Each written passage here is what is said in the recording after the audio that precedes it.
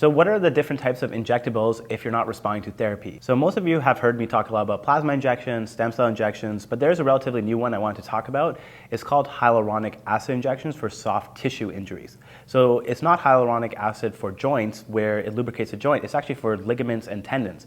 It came out only about a year ago in Canada, but it's been out for over 10 years in Europe. Essentially modify the hyaluronic acid so it's adapted for soft tissue. So meaning you can inject into muscle, tendon, and ligaments. So it's an orthobiologic, so it can help to regenerate tears, but it can also help to reduce inflammation through the soft tissue hyaluronic acid structure that they formulated. It's made by a company called PendoPharm and is called SportsFisc. It's a really cool product that we've used for ankle issues, for tennis elbow, but people are using it for all sorts of things. They're using it for knees, they're using it for adductor tendons, they use it even for nerves. So it's just a cool option in case you don't have access to PRP. It's a lot cheaper too, actually. It's only a couple $100 and typically only need 1 or 2 injections. Plus there's no downside to it and it's off the shelf. So meaning it just comes in a box and you can inject it. So there's no real preparation needed. So I think it's going to be really popular over the next few years and you're going to see a lot more of it. But if you do have an injury or if you're suffering and you need help, check out SportsFisc. Why your doctor is wrong about most things. So the reality is what we learn in medical school becomes outdated or even incorrect within 5 years. So unless you're really pushing yourself to keep on learning, you're going to be producing misinformation or just something that's outdated. So it's not that doctors have bad intentions, it's just that most of them just go to a conference or two once a year. It's sponsored by some pharmaceutical company. There's industry sponsored speakers and they just kind of give their information and that's it. Of course, a community of doctors now, functional medicine, regenerative medicine, that are coming together to kind of disrupt the mainstream medicine because people know this stuff works for chronic disease. What we're trying to do is trying to actually figure out the root cause of the problem and look at the cellular pathways and look at it from that perspective and to see if we can modify those through cell therapy as well as through functional medicine interventions, whether it be nutraceuticals, lifestyle, or sometimes peptides, or even pharmaceuticals sometimes. But again, we're trying to treat the root cause, not just symptom management. So the key to medicine field moving forward is to start understanding functional and regenerative medicine because this is really the future. I'll give you a perfect example. There was a recent study using what's called CAR T therapy, which is where they actually modify T cells using gene editing to target cancer cells. So they can actually target and kill the cancer cells. They've also used CAR T therapy to cure lupus. That's right, the word cure, not just symptom management. And so we're actually reprogramming T cells to do what we want. And so this is really the future of medicine and not pharmaceuticals. So what are the different types of injectables if you're not responding to therapy? So most of you have heard me talk a lot about plasma injections, stem cell injections, but there's a relatively new one I want to talk about. It's called hyaluronic acid injections for soft tissue injuries. So it's not hyaluronic acid for joints where it lubricates a joint, it's actually for ligaments and tendons. It came out only about a year ago in Canada, but it's been out for over 10 years in Europe. Essentially modify the hyaluronic acid so it's adapted for soft tissue. So meaning you can inject into muscle, tendon, and ligaments. So it's an orthobiologic, so it can help to regenerate tears, but it can also help to reduce inflammation through the soft tissue hyaluronic acid structure that they formulated. It's made by a company called PendoPharm and is called SportsFisc. It's a really cool product that we've used for ankle issues, for tennis elbow, but people are using it for all sorts of things. They're using it for knees, they're using it for adductor tendons, they use it even for nerves. So it's just a cool option in case you don't have access to PRP. It's a lot cheaper too, actually. It's only a couple $100 and typically only need 1 or 2 injections. Plus there's no downside to it and it's off the shelf. So meaning it just comes in a box and you can inject it. So there's no real preparation needed. So I think it's going to be really popular over the next few years and you're going to see a lot more of it. But if you do have an injury or if you're suffering and you need help, check out SportsFisc. What is fascia? A lot of people have chronic pain labeled as myofascial pain. Especially if you're a sufferer of fibromyalgia, you may have been told you have myofascial pain all throughout your body. So I just want to explain what is fascia and how we treat it. So fascia, think of it like saran wrap. It goes around your whole body. It's like connective tissue and it connects muscle to muscle. So it's like saran wrap that really tightens things and makes sure that muscle is connected to one another. But what can happen sometimes is that it can get entrapped, or meaning it can get tight, or there can be fibrotic tissue, and that can cause the nerves in the fascia to get irritated. And then you can get what's called myofascial pain. So a lot of practitioners do treat myofascial pain, but sometimes people don't get better with acupuncture, physio, and all sorts of therapies. And so the way we treat it, I actually do something called fascial plane dissection. So what that means is we actually dissect the fascia with a needle, we go directly into the fascia and we separate it from the surrounding tissue. So that way, once it's released, it's not being tight and wound up anymore, and it actually helps to reduce inflammation around the nerve as well. We use our proprietary plasma called Cyto-Rich, but you can also use dextrosaline, cortisone. Some people use peptides even. There's a guy named Matt Cook in the States using peptide dissection. So there's different ways to dissect the fascia, but the point is the fascia gets entrapped and stuck, and we need to separate it. So that's how we treat the root cause. So if you have like chronic tightness and you've been labeled as fascial pain, you may have to see a doctor who can do fascial plane dissection to treat it. Guys, stop focusing so much on what foods to eat, trying to figure out if you should cut out this, if you should optimize your sleep in this way. First, focus on building more muscle.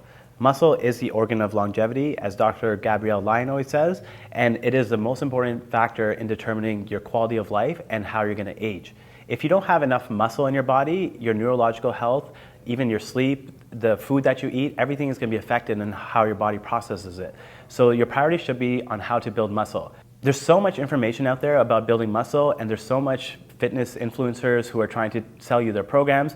I think you just need to start with the fundamentals and learn from someone who's an expert.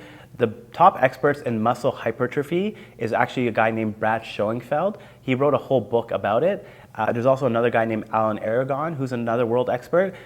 Between those two, you can learn how to build muscle, no problem. But just to get you started, most people just need to do a full body routine once or twice a week, and then from there you can progress to an upper lower body split. And that will work for honestly 99% of the population. And then if you want to really progress into a bodybuilding split, once you become advanced after several years of training, then you can. But the majority of people do not need to do a bodybuilding split. That is not science-based, and that is not what you need. If you're on anabolic steroids, or if you've been training for 10 plus years, then you can go into that type of split. But the best way to build more muscle is to train more frequently. What that means is, like I was saying, doing a full body several times a week or an upper lower body. So that's the way I trained for several years before going into a bodybuilding split, but that took me 10 years of solid training and building a good foundation of strength. So how do you prevent losing muscle when you're dieting? So when you're dieting, what happens is you lose body fat.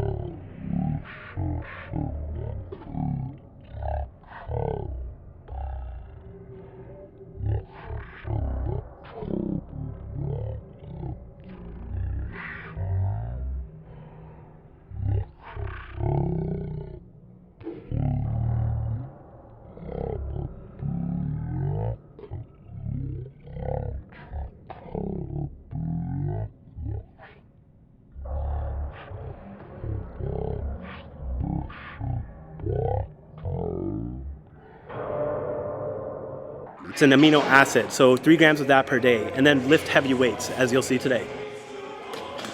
So whenever there's a new drug that comes out, it gets mainstream media attention. To give you an example, there was a new drug that was approved for Alzheimer's, and it's all over the news. However, there's something called induced pluripotent stem cells, which is a type of stem cell technology where they're using clinical trials for Parkinson's disease and Alzheimer's disease as well. However, this never gets media attention, and so people don't know about it, and they don't even know that stem cells could be a potential option for this. The reason for this is obviously because pharmaceutical companies have deep pockets, and they're able to network and get the resources to make mainstream media. Stem cell companies tend to be smaller, they're startups, they're using seed funding, they're using funding from individual investors, so they're not big behemoths like pharmaceutical companies, and so they don't get as as much attention. But I can tell you there are so many clinical trials right now being done using stem cells, not only for incurable diseases like Alzheimer's and Parkinson's, but even common diseases like osteoarthritis, rheumatoid arthritis, and just chronic inflammation like inflammatory bowel disease. There's a lot of exciting work being done in the regenerative medicine field. Just because you don't hear about it in the mainstream media doesn't mean it's not happening. And just remember to do your research clearly and talk to experts in the field to actually gauge where the field's headed.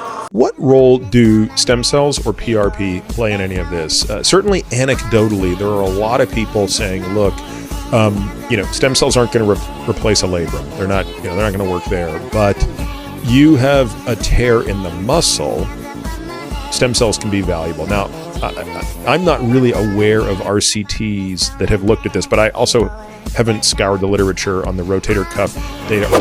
So Dr. Peter Attia is talking with an orthopedic surgeon about PRP and stem cells. Neither of them are particular experts on this area, so it's not the best to have someone who's not an expert to actually make opinions, because this is just not their area that they do every day. He's saying that there's no evidence for PRP with rotator cuff tears. That is actually very wrong. There's been multiple randomized control trials, even ones comparing to saline and cortisone to show more effectiveness and more long-term effectiveness. The problem with the literature is that there's no standardization, meaning we don't know what the best profile is for the PRP, like what cytokine profile is the best. The same issue is with stem cells, but regardless of that, there's still so much positive data, especially with stem cells now. Plus, you have to also look at what I call peripheral vision. A lot of these doctors have tunnel vision, and they're only looking at very certain select data, and they're not looking at the whole literature and where it's pointing towards. You have to look at trends, and you have to really tease out the nuance in each data point. So what that means is what's the profile they're using and what's the stem cell count. And then once you tease that out, you see that there is actually a very positive trend when you standardize those things.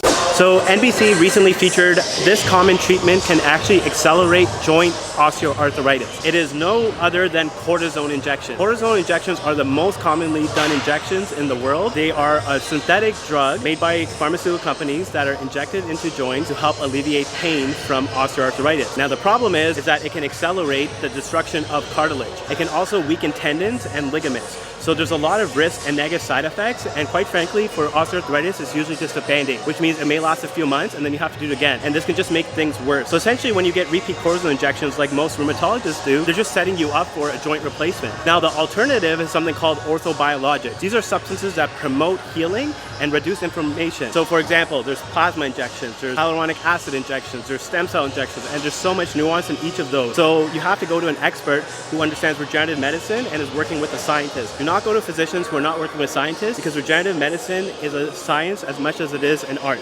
There are millions of people suffering with chronic disease. This includes Alzheimer's, Parkinson's, multiple sclerosis, but there's also lots of chronic diseases most people have heard of, like cancer, stroke, type 2 diabetes, and most of the time these are only treated with drugs or surgery. And now we actually have regenerative medicine options to treat many diseases. In fact, mesenchymal stem cells, as they're called, can treat over 80 medical conditions. And so now we're not just using them to treat orthopedic conditions like pain, we're actually using them to treat medical conditions. So for example, if you've had a stroke and you have damage to a part of your brain and you're not able to regain function, we can actually use IV stem cells, or there's some doctors in the world actually injecting them directly into the brain to help regrow tissue and to reduce inflammation to help restore functioning of the limb.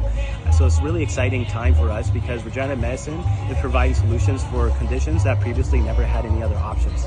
They've been vaccinated. Right now, we still don't accept the donor. Whoa. Dr. Adil Khan is a scientist and entrepreneur who focuses on stem cell therapy and other cutting-edge regenerative medicine and anti-aging treatments. He works with world-leading athletes and some of the richest people in the world out of regenerative medicine clinics in Dubai and Mexico. Here's what he had to say in a recent podcast with Michaela Peterson about who can and cannot donate stem cells. Dr. Adil Khan, welcome to my podcast. But that's why we do a lot of strict testing and just criteria and stuff on who can donate. Like with the umbilical cord stem cells, for example, like the products that we use, our company is Dr. Ian White's company, and we actually don't accept if they've been vaccinated. Right now, we still don't accept the donor. Whoa. Is there a reason that you don't take from vaccinated people? There is some research suggesting that you can trigger what's called a spike protein in the stem cells. and that spike protein may trigger other Oh. sort of immune response in the body and cause inflammation and potentially make things cause things to get worse. There's some data on it, but it's not, I wouldn't say it's 100% clear. But given that there might be a potential risk, we are only taking, at least our products are just from unvaccinated women and donors. Wow. Okay. That age. But, with what's being worked on now is 3D bioprinting, where you can use what's called bioink, and you can actually print tissue. And so we're not far off. Definitely by the end of the decade, we'll be able to use 3D bioprinters to regrow organs. So that'll be a really amazing breakthrough, I think. And it sounds like science fiction, but all this stuff is already happening in clinical trials and in animal studies. So it's just like a pretty predictable roadmap to see where it's going to be in by 2030. I was born. So NBC recently featured this common treatment can actually accelerate joint osteoarthritis. It is no other than cortisone injections. Cortisone injections are the most commonly done injections in the world. They are a synthetic drug made by pharmaceutical companies that are injected into joints to help alleviate pain from osteoarthritis. Now the problem is that it can accelerate the destruction of cartilage. It can also weaken tendons and ligaments. So there's a lot of risk and negative side effects, and quite frankly, for osteoarthritis, it's usually just a band-aid, which means it may last a few months and then you have to do it again. And this can just make things worse. So essentially, when you get repeat cortisone injections like most rheumatologists do, they're just setting you up for a joint replacement. Now, the alternative is something called orthobiologics. These are substances that promote healing and reduce inflammation. So for example, there's plasma injections, there's hyaluronic acid injections, there's stem cell injections, and there's so much nuance in each of those. So you have to go to an expert who understands regenerative medicine and is working with a scientist. Do not go to physicians who are not working with scientists, because regenerative medicine is a science as much as it is an art. What are peptides? So peptides are a string of amino acids, which means it's basically a baby protein. Now this protein, it sends a signal throughout your body to help with different things.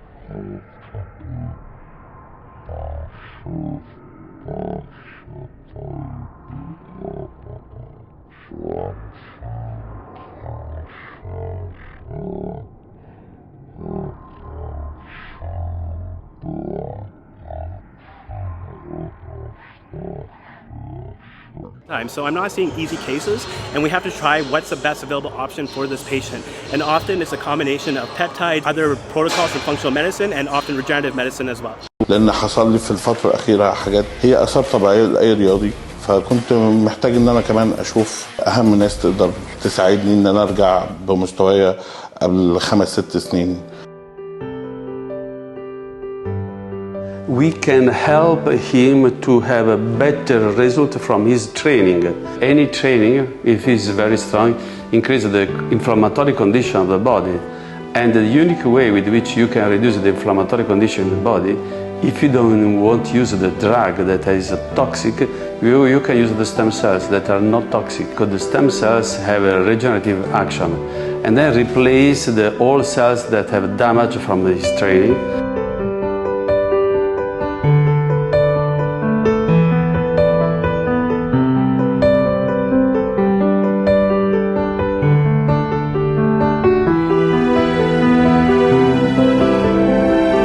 The regular person do for anti-aging? Like find a proper nutrition protocol for your body. There's so much bad information about nutrition. 2 themes I can give people. One is using a continuous glucose monitor to identify how your body responds to different foods. I could eat a banana and you could eat a banana and we could have 2 completely different responses. If my blood sugar is going up crazy and yours is stable, I shouldn't be eating bananas. And the other thing is using blood work and laboratory markers. And there are so many different inflammatory markers you can do to figure out how is your body responding to different nutritional programs. The best test out there is DNA code, one of the smartest geneticists in the world, and it uses functional genomics to identify what type of nutrition and program you should make for your body. Don't do Botox, do this. The stem cell facial, what it does is it helps to regenerate tissue and it helps to reduce inflammation and oxidative stress. The reason you get wrinkles and you get like those 8 signs of aging on your face are 3 main reasons: inflammation, oxidative stress, and then impaired ability for collagen synthesis, which means you can't regrow that collagen as much. And then that's why you lose that elasticity and tightness in the skin. So Botox paralyzes the muscle so you don't move it. But what it does over time is it does impair blood flow. So meaning the muscles can become weaker actually. And then so you have to basically keep doing it or else you're actually going to look worse than you did before you did the Botox. And that's why Allergan, the company that makes Botox, actually approached us because they want our product to get into spas because it can fight those signs of aging. And instead of just masking it, you're actually trying to repair tissue and you're getting to the root cause. So you probably heard a lot of people say, my biological age is 35, but I'm actually 50. Or my biological age is 25 and I'm actually 35. So what does this mean? This means that they're looking at one epigenetic alteration, which is how the environment interacts with your genes, and looking at how it alters those genes. It's called methylation. It's only one way to look at aging, and in fact there's many different ways you should be looking at aging, because now we understand that there's about 9 hallmarks of aging, and just looking at methylation is only one way to look at how your cellular processes or your body is actually aging. The most recent theory about aging is the vascular system. The vascular system is essentially your blood vessels, your capillaries, and how they all communicate with one another. And as that gets older, the theory is that that causes all this aging processes to occur because your cells can't communicate properly with one another. And so the reason this happens though is because of oxidative stress, mitochondrial dysfunction, genomic instability.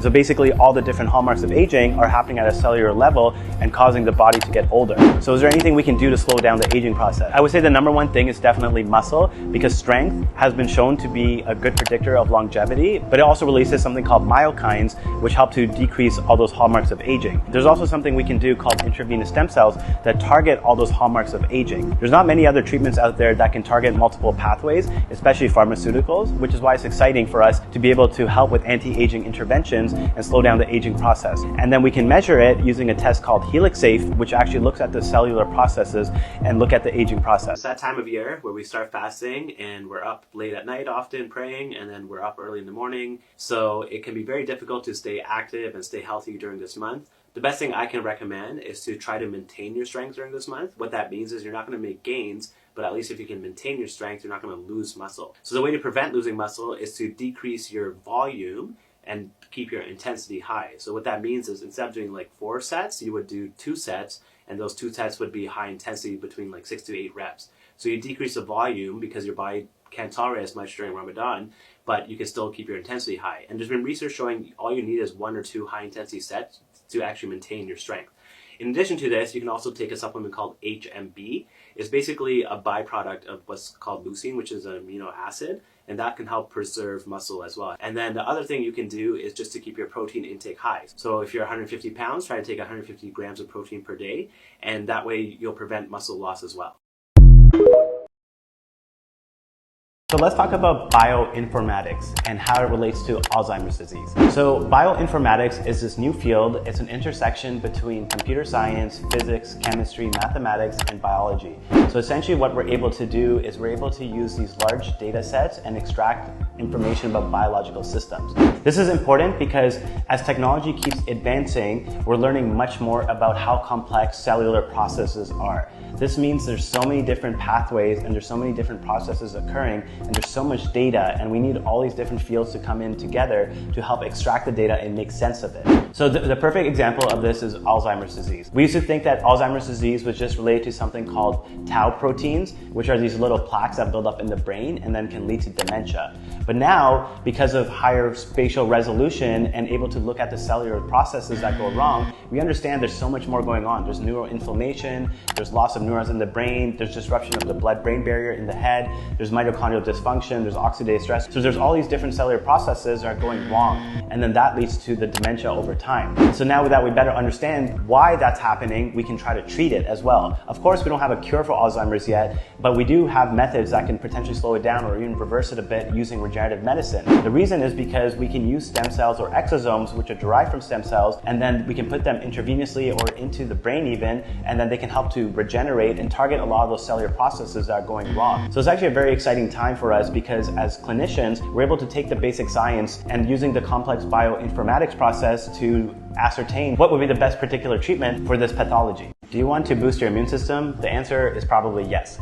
Nowadays, everyone is looking to figure out how they can make their immune system stronger, especially after everything that happened with the pandemic. So regenerative medicine actually does have a solution for this. There's something called natural killer cells. Natural killer cells are white blood cells. And so what they do is they try to target viruses, they try to target bacteria, and they can even kill cancer cells. So now we actually have something called natural killer cell infusions. So what we do is we take your own blood, and then we take out the natural killer cells, and then we process and harvest and grow it in a lab for 10 days, and then we ship it back, and then we can put it through an IV through your whole body. And what this does is it helps to strengthen your immune system, and it can help to prevent and fight infection. There's also been studies using natural killer infusions in combination with chemotherapy.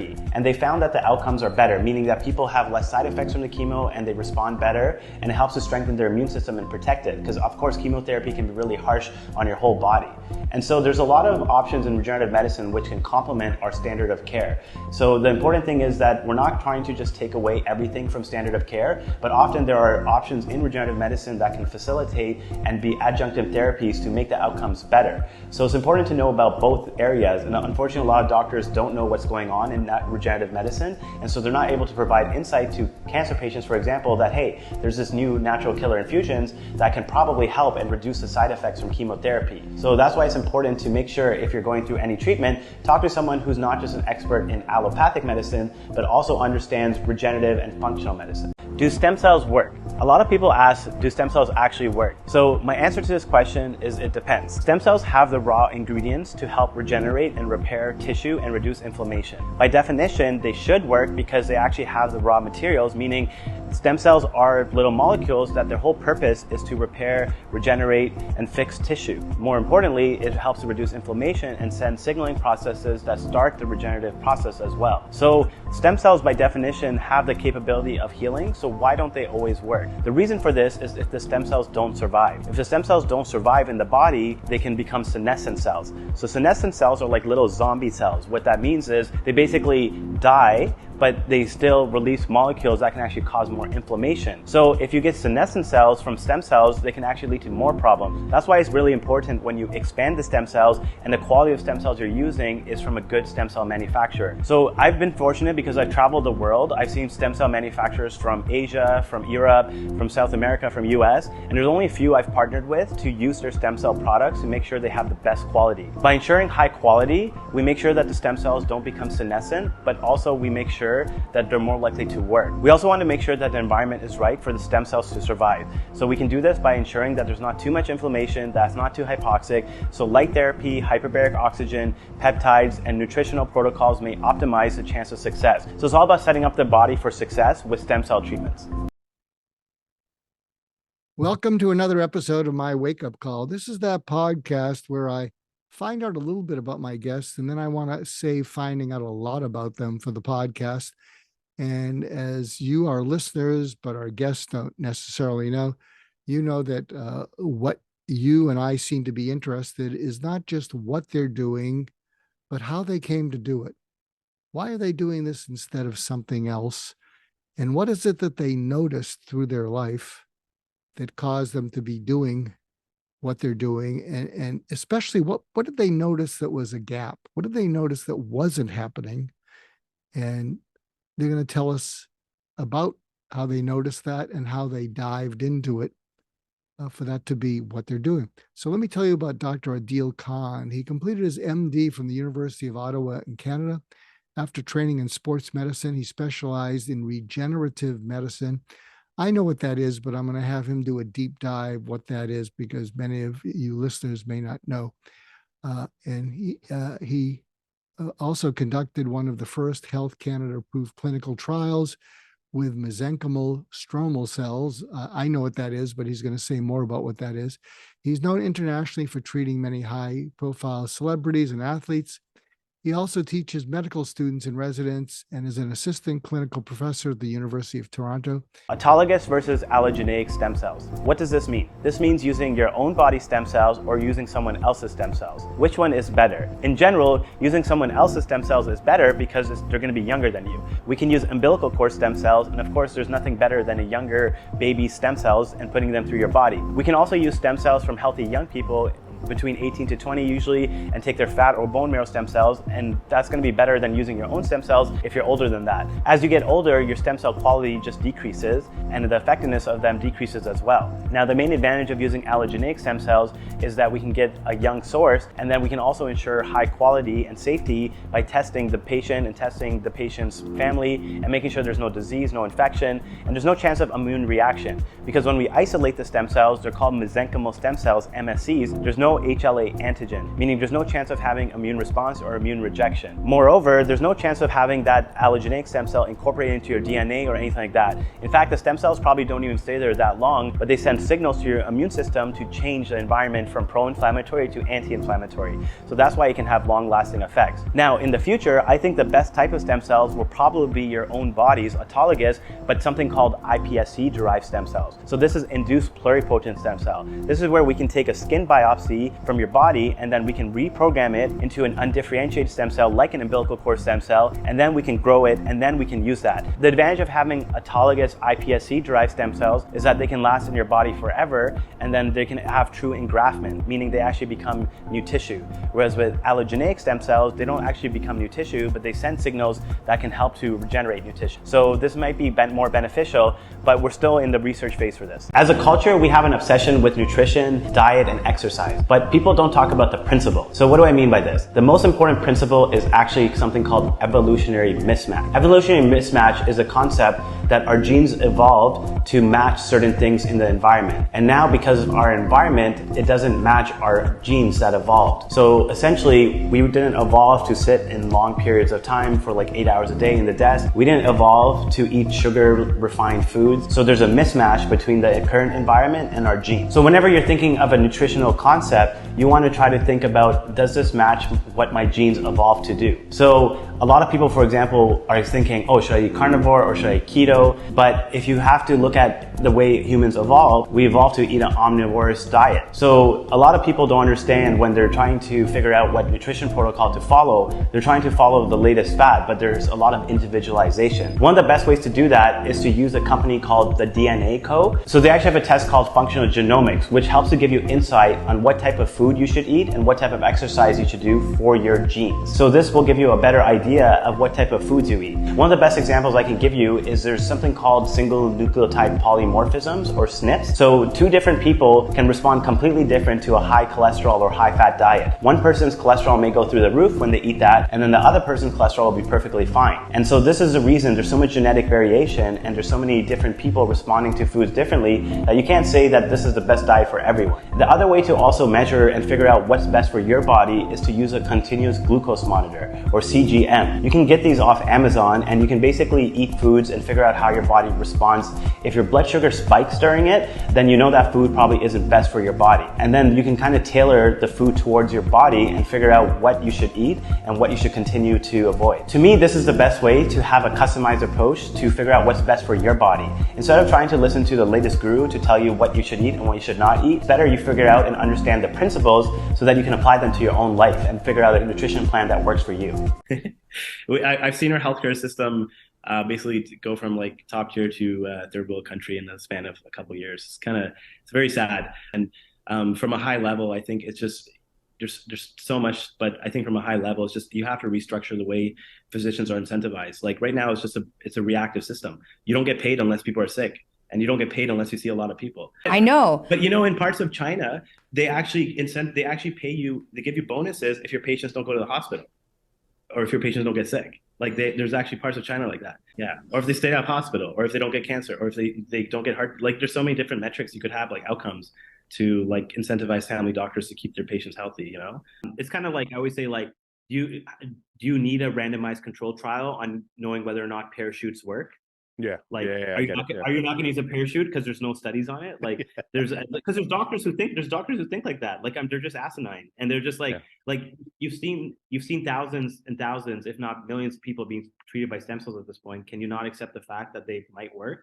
And there's just more and more data every year coming out about it. And even look at me, like I came on your podcast a few years ago and I was kind of skeptical about it, but now it's like the data has evolved, and and as a scientist, I'm always trying to prove myself wrong. I'm not gonna, and COVID is a perfect example of that too, right? Like, I mean, I was always on the cautious side about the vaccines and about the lockdowns, but now all the data's coming out. It's like, hey, we probably shouldn't have done that. But, but there's a lot of doctors who won't admit they were wrong. And that's just being intellectually dishonest, which is unfortunately very common in my community.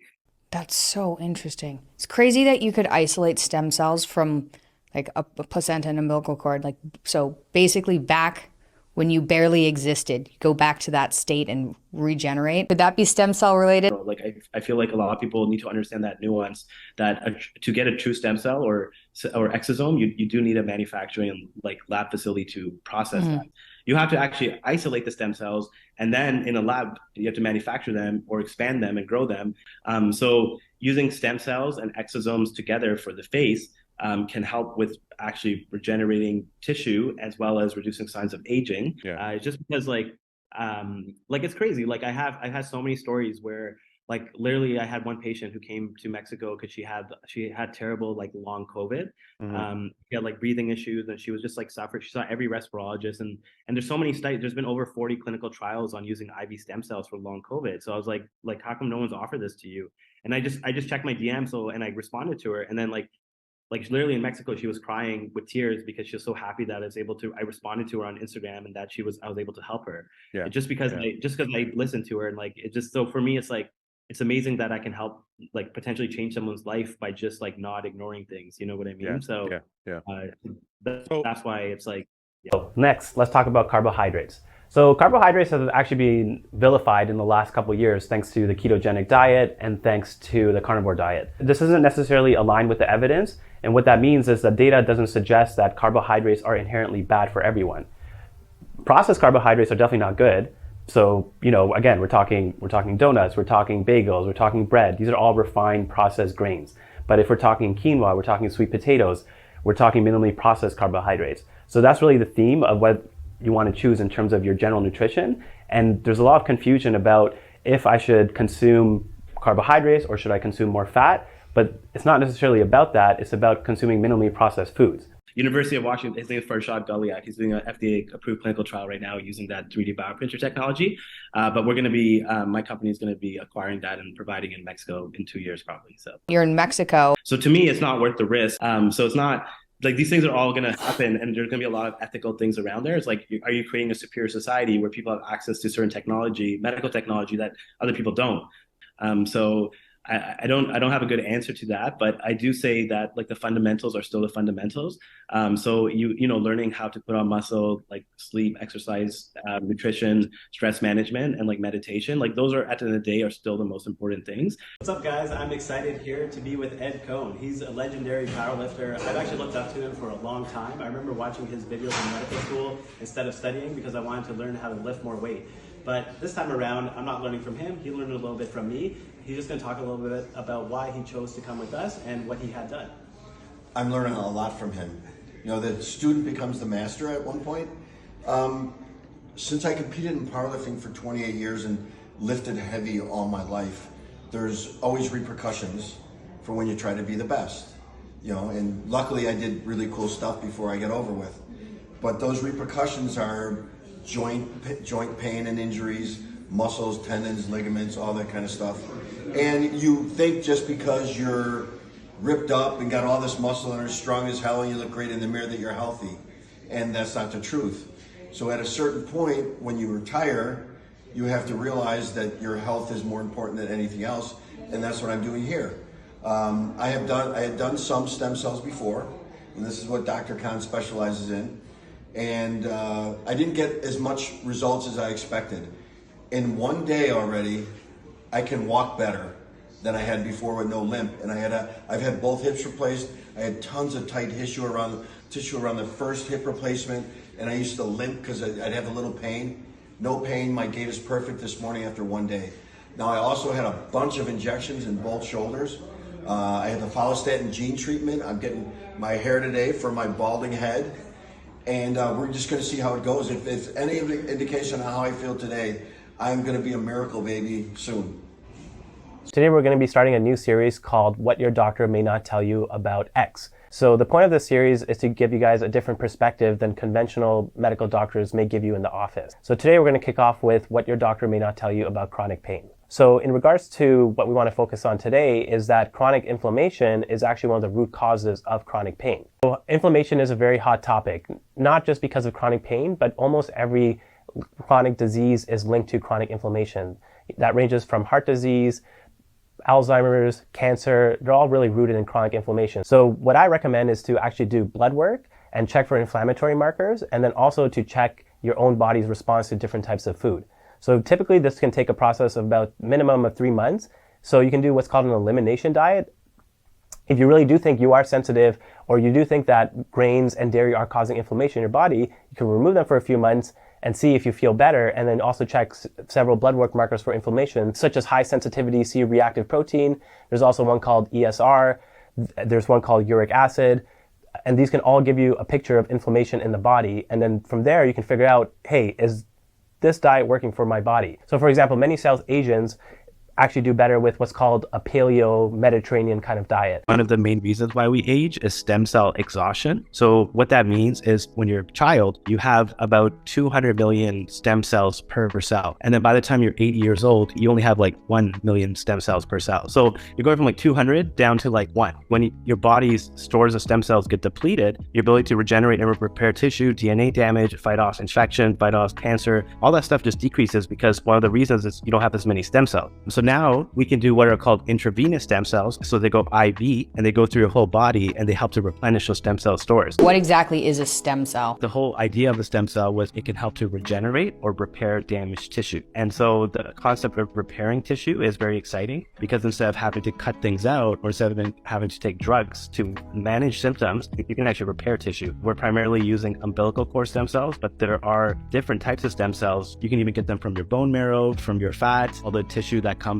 after birth. So that's like placenta, amniotic fluid, umbilical cord tissue, and umbilical cord blood. So there's all these products that used to just get thrown away, but now we don't throw them away. We actually collect them, we manufacture, we isolate the stem cells, and then we can distribute and sell them, and we inject them and use them for all sorts of things.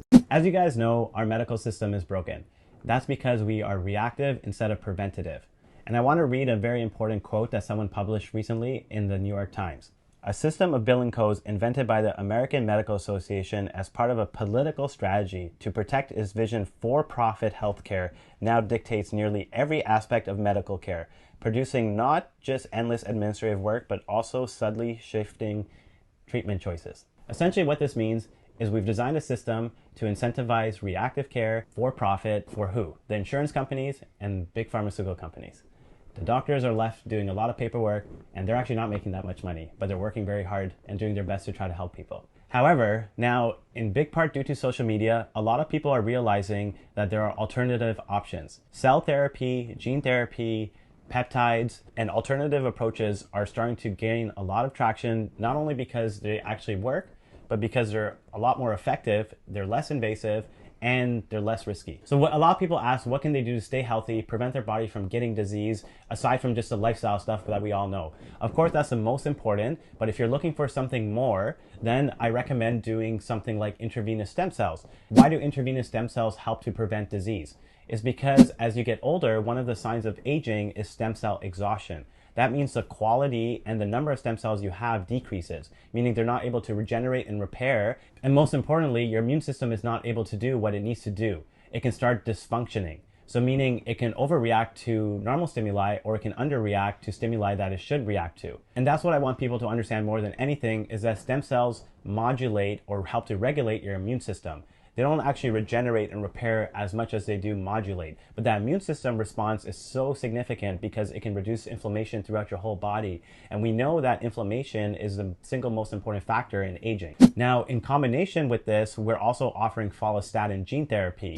I have a separate video about that, but basically what that does is it increases follistatin, which activates FOXO3 pathways, which reduces systemic inflammation. It also helps to inhibit myostatin, which means it helps you put on more muscle mass and helps to prevent the breakdown of skeletal muscle, meaning it's anti-catabolic. So you can just have more muscle as you age, which we know is so important for longevity. The IV stem cells, the follistatin, and also we're looking at fecal microbial transplant or poop pills. So poop pills can actually help increase your microbial diversity, and we know in mice it can help with lifespan extension. So this is kind of our comprehensive anti-aging longevity program that we're going to be offering in Dubai and in Mexico as well. What are exosomes? A lot of people have been asking me lately, what are exosomes? Are they going to help my face? Are they going to help my hair? People care a lot about cosmetics, and this is one of the biggest applications of exosomes. Exosomes, as I like to explain, are the acellular component of stem cells. So what does that mean? So imagine you have a chicken soup, and the chicken part is the cells, and the broth, where all the nutrients are the exosomes. So the exosomes contain all the nutrients, all the anti-inflammatory properties, but they don't actually contain any cells. What does this mean clinically? This means you can get many of the benefits of stem cells without the cells themselves. The cells have benefits of modulating your immune system, which means if you're trying to treat something that's more severe, then typically you would want the stem cells. But for cosmetics, a lot of times what you're trying to do is you're trying to just reduce the inflammation, you're trying to reduce the oxidative stress, which makes the skin age, and you're trying to regenerate some tissue. And the exosomes can do all that. So a lot of people are just doing what's called exosome facials or exosomes for their hair. The quality of the exosomes really makes a big difference. So where do we get our exosomes from? We've partnered with Neobiosis, which is Dr. Ian White, a Harvard-trained scientist. He's, in my opinion, the best in the world when it comes to manufacturing exosomes. It's the quality and the way they process it that makes sure they're high quality. So essentially, this means that the profile of cytokines, which are all the anti-inflammatory messengers and the growth factors, is highest as possible. And it also means that the number of exosomes is as high as possible too. For example, they have a purified amniotic fluid product that comes from the baby after pregnancy, and they use that and they process it to purify it. This contains about 250 billion exosomes, but 4 billion purified ones. And the cytokine profile that he has as compared to other ones has been shown to be superior. We're looking into doing some studies in Canada with exosomes, but we will be offering for cosmetics as well. And that's why pharmaceutical companies are suppressing this as much as possible, because you're not going to be just managing symptoms anymore. You're actually going to be treating people and putting them in remission. Or curing them altogether. If chronic disease management goes away, which I think it will in 20 years, it's going to take probably 20 years, but it will happen in our lifetime. And eventually pharmaceutical companies won't be just managing people anymore. Instead, regenerative medicine companies will be curing people and putting them in remission and actually treating them. So, and that's why regenerative medicine, there's so much money being poured into it. There's a lot of startups out there, and Our company is very focused on large scale development, but there's a lot of companies that are focused on incurable diseases and all sorts of other stuff. So it's a really exciting time, and it's fun to be part of this world. It's called follistatin gene therapy. It's basically technology in a syringe. So what it does is it delivers a peptide or any protein for 2 years using a bacterial vector. I've done it on myself 6 weeks ago, have more energy, more strength, produces inflammation throughout your whole body. We're doing it for Robin today. What are you most excited about it? I mean, I'm a guy in his 50s with a 16-month-old daughter, so anti-aging will be good. But yeah, the strength increase and then the anti-inflammatory, because I've got all kinds of injuries. So yeah, and that's why everyone, I think, especially in their 50s, is really excited about this, because it just slows down the aging process, gives you more strength, and reduces inflammation throughout your whole body. So it's really going to be a revolutionary thing, because instead of having to take follistatin injection every day and trying to inject yourself, or even twice a day, you can just do one injection and it'll last for 2 years. I think when you had it done, you probably felt a little bit of burning. It burns a little bit for a couple hours afterwards. Okay. Yeah, it's a $25,000 touch. That's it. Hey, that's it.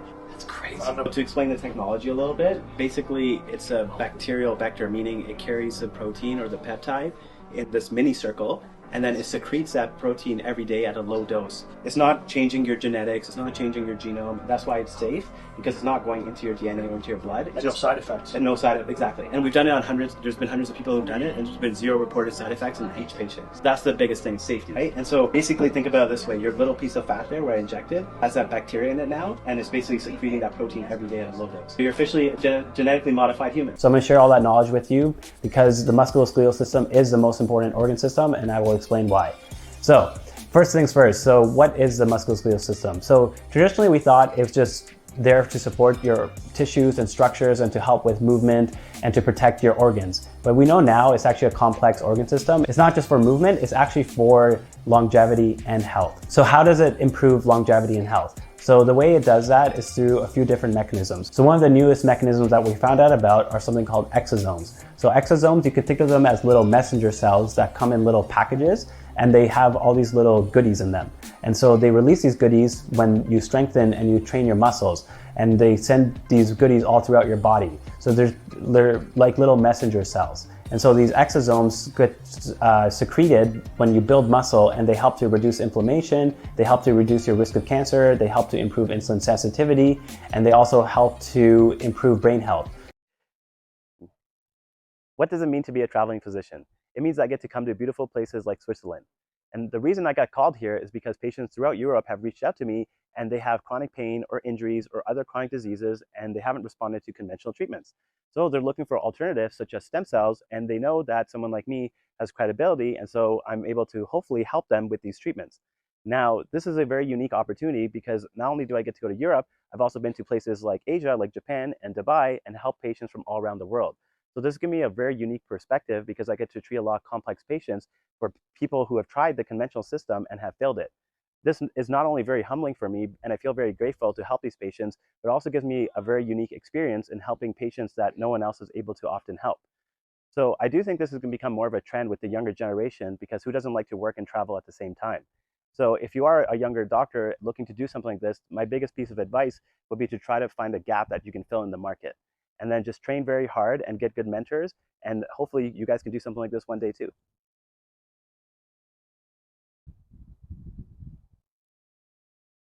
Elizabeth Holmes has been sentenced to 11.25 years in prison. Total loss for investors was $121 million. Fraud for deceiving investors in her failed blood testing startup Theranos. How do you go from being the top 100 most influential people in the world to the top 19 most disappointing leaders in the world? This is no other than Elizabeth Holmes.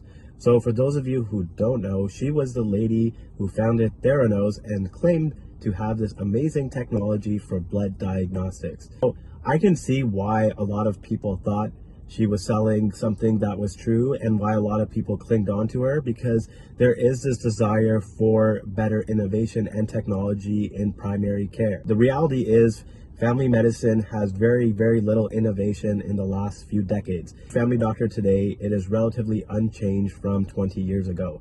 They're more or less doing the same tests. They're more or less ordering the same diagnostics, and they really haven't innovated from a technological perspective, despite all the innovation that has occurred, especially in the last 10 years. This is why we are excited to partner with GNMI, which has a full body MRI, and we're going to be offering our own concoction of diagnostic testing. This is going to include liquid biopsy for cancer testing and epigenetic alterations for cellular aging, as well as looking at soft and hard plaques for the heart, as well as a full body MRI for full body cancer screening. This is going to be the most integrative and comprehensive primary testing in Canada. What is the solution to not look like this? So how do you prevent your face from looking very old and the muscles sinking in like this? This is actually a problem that Botox can make worse, because Botox paralyzes your muscles, but it also weakens them. So over time, you're actually going to age faster. So we can slow this down quite dramatically using regenerative medicine. We actually have many celebrities and professional athletes who are using this method to keep their face youthful. This is the best way to do it. And they know this now because it's not just going to be masking the problem, it's actually going to be preventing it and even reversing it. Our proprietary method, which involves fibroblasts, fibroblasts can be injected into the nasolabial folds to stimulate collagen production to lift this up and tighten the skin.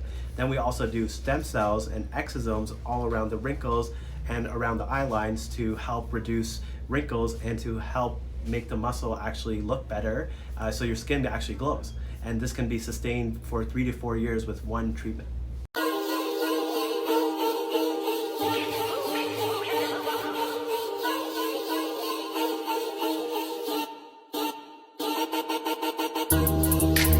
What's up, guys? A lot of you guys know I started doing stem cells in Dubai, but before that, I was actually doing stem cells in Mexico.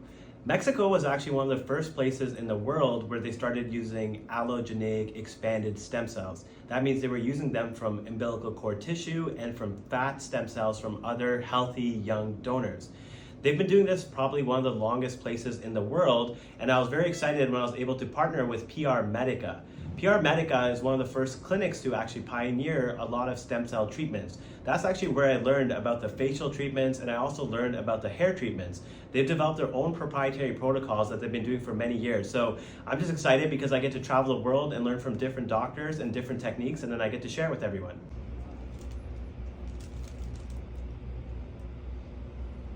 This is our shot for anxiety. So basically, we go into the vagus nerve and the stellate ganglion, and this will increase signaling to your whole parasympathetic nervous system. That helps to calm you down. We've actually done it for a few young teenage girls as well, because a lot of them are struggling with anxiety and medications don't always work. They tried therapy, so this is kind of a last resort if nothing else is working.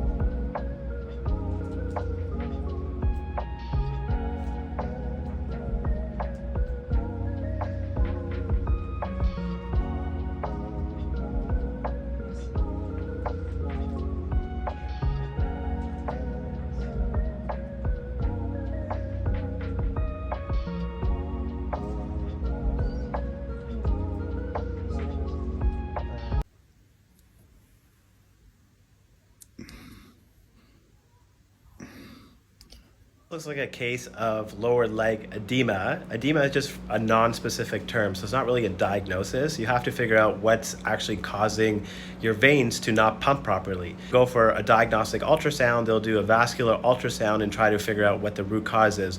Sometimes these things will come back normal. I've had a few patients like this. We can actually use peptides. We have our own proprietary protocol to treat this condition using 3 different peptides, and we've had great results for patients who aren't getting better and they have chronic leg edema or swelling and they get pain and discomfort, and it's not diagnosed as vascular insufficiency. On the ultrasound, everything comes back normal and we can still treat it with peptides. I mean, the States is a perfect example.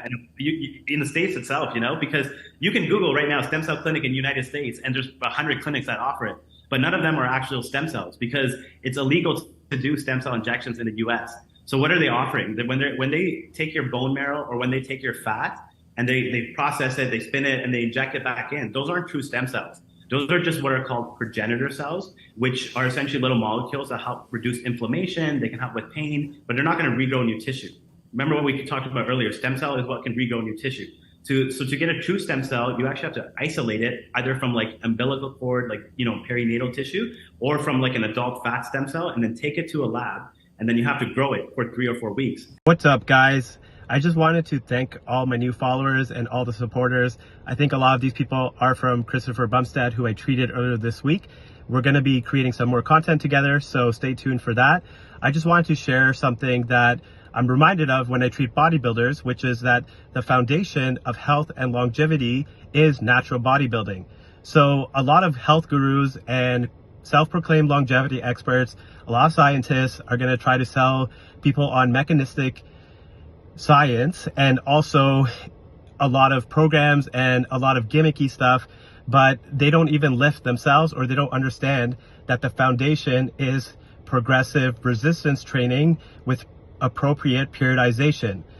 That is a complicated subject, but there are people out there like Eric Helms, who is a scientist and has been practicing natural bodybuilding for over 2 decades, and he shares all of his expertise. So if you are looking for longevity, I think understanding how to do natural bodybuilding is the foundation. And then from there, you can go into more biohacking, supplements, lifestyle modifications, and there's a million other things. But most people don't even understand the foundation. So first focus on that before getting sold on other gimmicky subjects. So we got Chris Bumstead, world champion Olympia. Classic physique. Oh, sorry, classic physique. Can't mix those up. Yeah, that's true. The key here is we do high resolution ultrasound to figure out exactly what the problem is. And now we've identified a few issues. He's kind of had nagging issues, like they're not like limiting his workouts, but they still cause some pain. So basically he has tears in his tendons, in his meniscus. He also has some degeneration. So we're going to use a combination of stem cells and exosomes, which actually modify the natural course of the disease. Because arthritis and degeneration, they just get worse and worse over time. This actually makes it go the opposite way, which means it regenerates it. So it'll actually help to repair and fix the tissue and hopefully be a permanent solution so you don't have pain anymore. Mm-hmm. So let's get into it. So we wrapped up his knees. There were just 1 or 2 injections. I think we literally did like 10. And we're talking about the importance of actually treating it, because those tears can lead to instability, which can lead to more degeneration, which can lead to more arthritis. So this will be preventative in a sense, but obviously it'll also fix his current problems and hopefully get rid of all his pain. Has the doctor ever actually asked you what is the root cause of depression? Or do they just give you a medication and say, oh, you're depressed, here you go? Because that's most patients' experience. The biggest problem with conventional medicine is they don't do what's called root cause thinking. When I was in medical school, I was like, diabetes, what's the reason they're getting that? Hypertension, cardiovascular disease. Is this all because of lifestyle issues? And so when you think like that, then can we correct the root cause and then make the person better? In physics, this is called first principles. But in biology, we want to think what is actually at the root of the problem. So instead of saying, hey, you have depression, take this pill, can we say, hey, what causes the depression? We differ in our thinking with regenerative and functional and cellular medicine, and even gene therapy now, is we're trying to figure out what the root problem is and try to repair and fix that. In spatial transcriptomics, which is essentially single cell imaging, we're able to understand so much more about how the body works. Because of that, now we understand, hey, with depression, there's neuroinflammation, there's gut issues, there's also chemical imbalances, and we can correct all these using different types of cell therapies. Even probiotics or poop pills, poop transplants can work. Injections that we can do that help with the whole nervous system. So now we're thinking more holistically as opposed to just giving a pill for something. I like to approach everything from cardiovascular disease to Alzheimer's to chronic inflammation in the lungs, asthma. It's all about treating the root cause and reprogramming the system so that it works more efficiently. I heard really good things about it, but I have tried so many other things that I wasn't having success with them. So I was like, you know what, I'm gonna do it, but I'm not going to put all of my eggs in this basket. And so far, I've actually been naturally going for walks outside of my house again I didn't even realize that I was doing it. I was actually on a phone call with my mom, and she was like, wait, you're out of the house right now? And I was like, yeah, you're right, I am. So that was a really, really big deal. Life has just gotten a lot easier. I'm in probably the most stressful time that I've ever been in my entire life. Everything is happening at once, and I haven't had a single episode in 6 weeks. So it's been very interesting to see how this is working, because it's not like the stress doesn't go away, but I'm not reacting the same way that I would before. Whereas normally there would be a trigger, there would be an immediate reaction, and I was gone. And now it's like there's a trigger, and there's kind of like a window where I can feel that my sensations are elevating, like I can feel it in my body, and I'm usually able to bring myself down pretty much right away. And if I'm not, I will definitely still get into a state of panic, but it's not an attack. So why do I have 2 needles in my arms? It's because I'm trying to clean out my blood. So there's this really cool device called extracorporeal blood oxygenation and ozonation. So basically this is a fancy term for saying my blood's going through this big filter here with UV light. It's going to irradiate it, meaning it's going to clean it out. It's going to add oxygenation to it, which just basically makes your blood cleaner, and it reduces inflammation throughout the body. But it also helps with mitochondrial function and oxidative stress. These are all drivers of aging, right? We all know, we all talk about the underlying hallmarks of aging. So it's going to fight all those and make you feel better and more energy. So I'm excited to see the results, and we're going to start offering this in Toronto soon.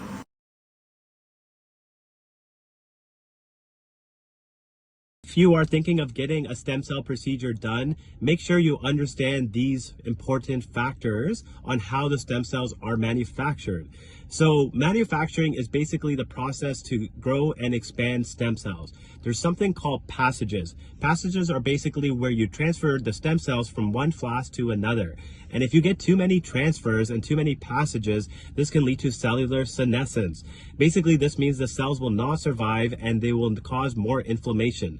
So you have to be really careful to ensure that the manufacturing process has been optimized to get the best results possible.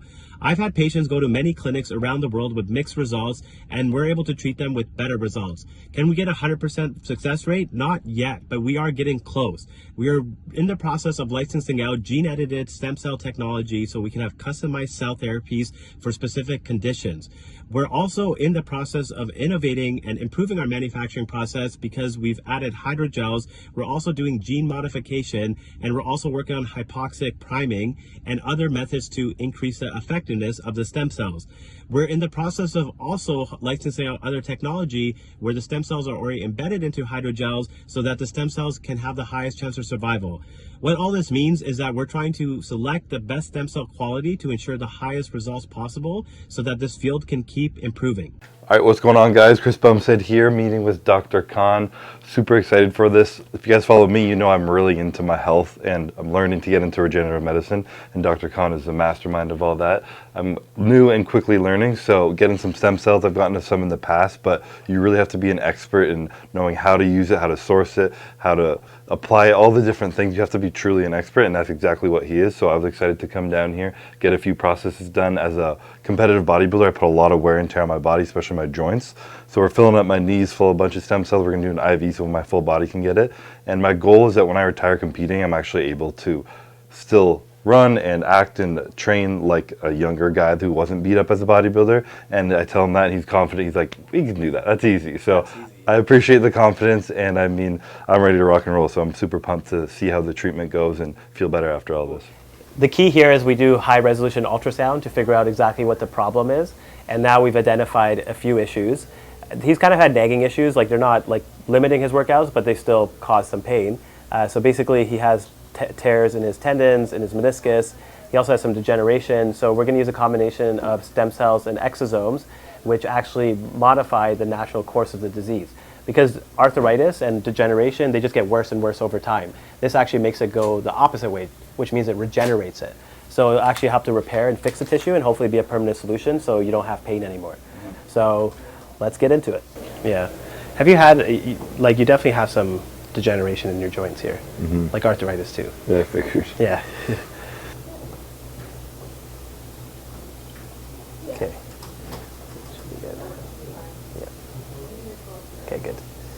Okay. And then patellar, and then we're done. Okay, so now you can straighten it out a bit.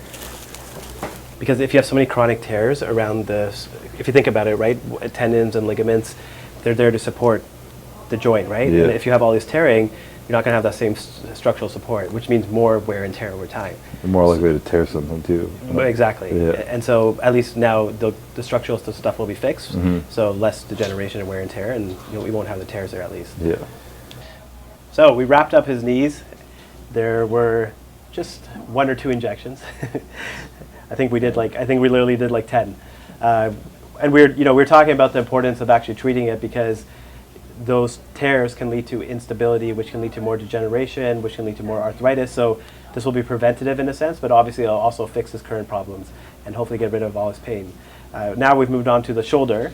The shoulder, he has a chronic labral tear, which he actually had injected a few years ago, but it's still bothering him a bit. So yeah, we're gonna do another injection directly into the labrum.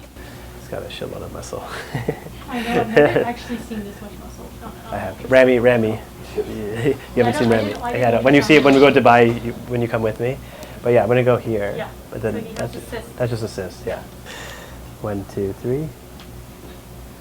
Well, since he's here.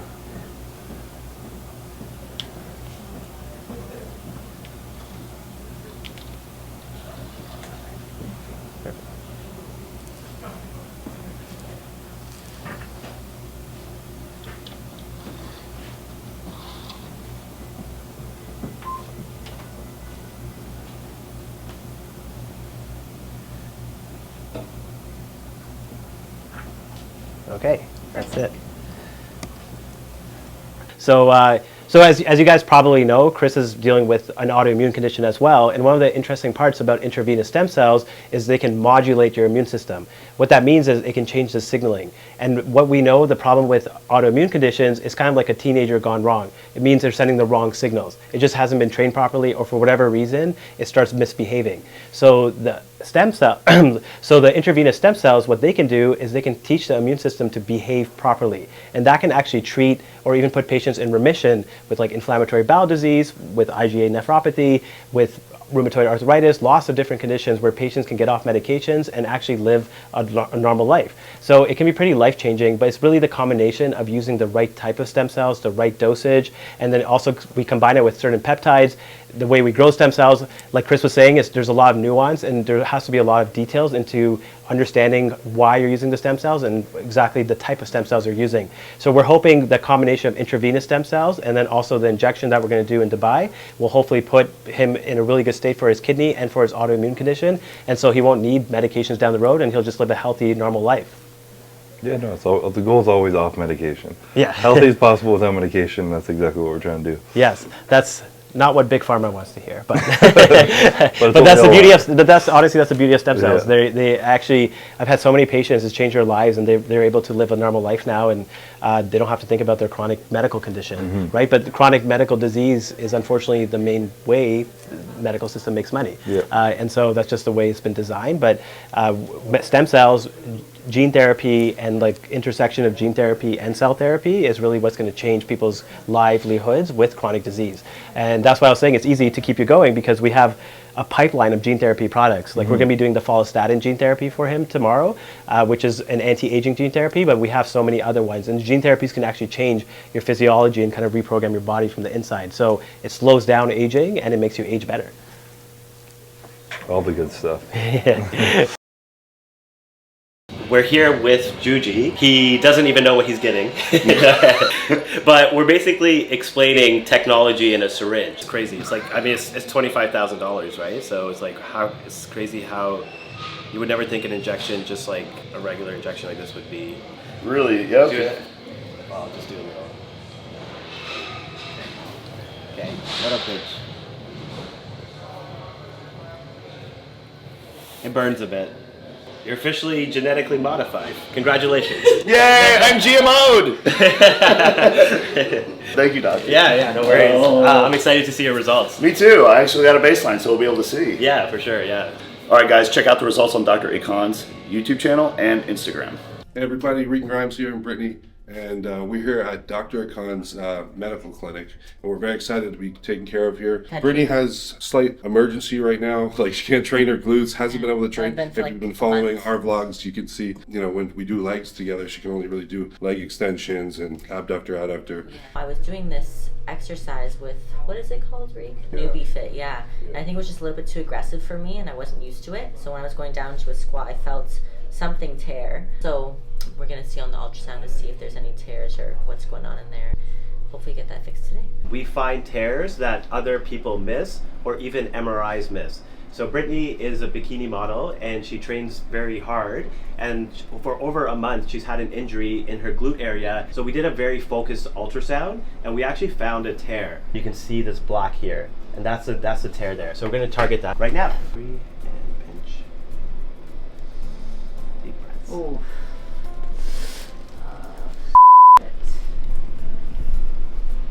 Did it feel like it replicated your pain? Yes. Where you felt the pain, is that's where your pain comes from? Exactly, it can be more intense, that's fine, but that's... Oh, yeah. I just want to guarantee the exact No, spot. it was, for sure. Okay, well, that's good. Yeah. It's good and it's bad. I'm normally fine with pain, but yeah. No. Glute is kind of just like on top. Yeah. So there's actually like no cushion there. It felt like it was just like near the bone. everywhere. Exactly. Well, it's near the bone. Yeah. So that's the problem. Sticking needles in my head. The pain is going to be there anyways, but it's the fear of the pain that makes it worse, much worse. We're getting stem cells, exosomes, and growth factor, and I think PRP too, right? It's sort of a Dr. Khan concoction, but it actually causes your hair to grow back. In my 50s, you know, only now is my career actually, you know, working in the way that you've worked all your life for, and I have a baby daughter, you know, and I work in the entertainment business. Having good skin and good hair is actually part of my business, but it isn't just that. I'm as vain as the next guy. My wife is young. You know, these are important things. All right, guys, so as you know, regenerative medicine has a lot of applications, and one of the applications is cosmetics. So now we're doing facials. We're not just using stem cells, we're also using exosomes, and we're also using PRP. So there's kind of different tiers, and these things can all work. It's just how long will they last? Stem cell facial can last up to 3 to 4 years. Exosomes typically 1 to 2 years, and PRP maybe every 6 to 12 months you might have to do it. But we're combining it with something called Scarlet, which is a better version of the Morpheus. It's from Korea, and it actually stimulates collagen production, and it uses radio frequency. By combining different regenerative therapies, we're basically trying to stimulate collagen production, and we're also trying to reduce inflammation, oxidative stress, and make the skin look more young and more glowing. My name is Devin Larrett. I am a professional arm wrestler, currently holding the heavyweight and super heavyweight world title. I'm here to see Dr. Adil Khan because he's, you know, right on the cutting edge of regenerative and healing medicine. Today we are here for the follistatin shot, which I'm both so curious, so intrigued. Yeah, for him, it's going to be about reducing systemic inflammation. His body's taken a lot of beatings over the years and help with recovery, but it also extends lifespan. We've shown intrinsic biological age reduction of 11 years on average over 60, but even for someone like his age, it'll be at least 6 to 7 years. So it will extend hopefully the career in which you can do and perform at the highest level. It's just subcutaneous, goes in the stomach and takes 2 minutes and lasts for 2 years. Piece of dosing all throughout your body. So it doesn't matter where you No. and why does it only last 2 years? We purposely designed it so it's A, reversible, and B, temporary, because then it can be repeated. Whereas viral vectors, which are like the alternative, they can't be repeated and they're not reversible. So once you do a virus gene therapy, you can't repeat it, and you also can't do anything to get rid of it. Whereas this, you can just take an antibiotic called tetracycline, and it's a kill switch. Let's do it. All right. Let's do it. Let's do it. Yeah. Not enough fat there. Oh, yeah. Oh, you're so nice to me. I think I might have a minor tear somewhere because it's not getting better. So we're going to check on the ultrasound to see if anything's torn or what the issue is. It could be in my lat, it could be in my rear delt, I'm not really sure. So resolution ultrasound, we're able to identify small tears. So we found a few in her rotator cuff. So it wasn't just a bursitis, and that happens a lot if you go to regular doctors. They'll just say, oh, it's this, but you have to really have someone who's an expert to make sure nothing is being missed. So we're going to inject her labrum, which is inside the joint, because based off her exam, she also has pain there. And then we're going to inject her rotator cuff and then her bursa. Good job. Okay, done.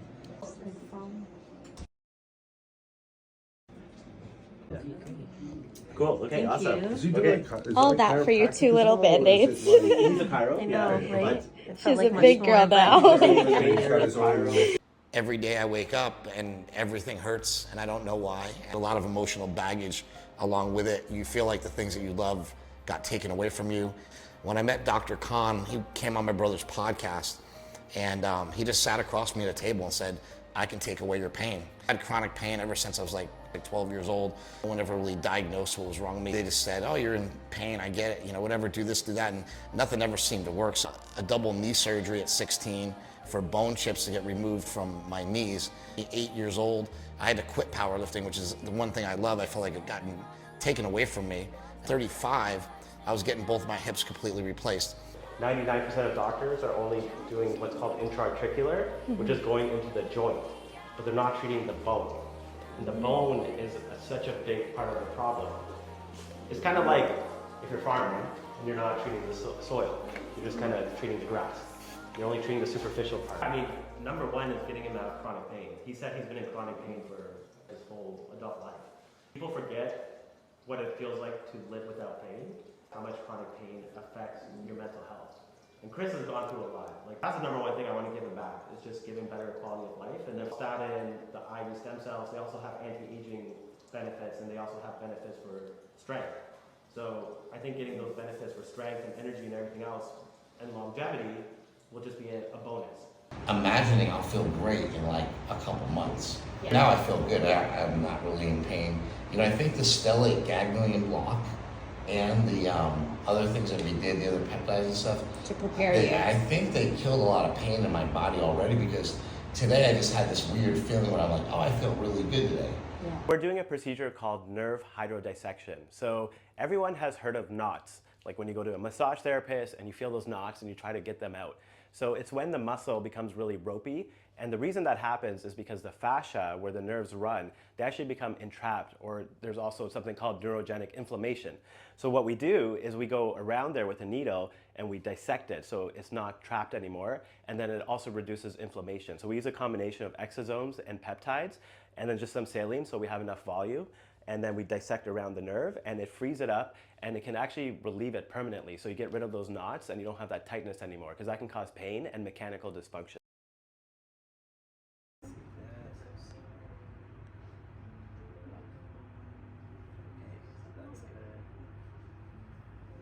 Switch it.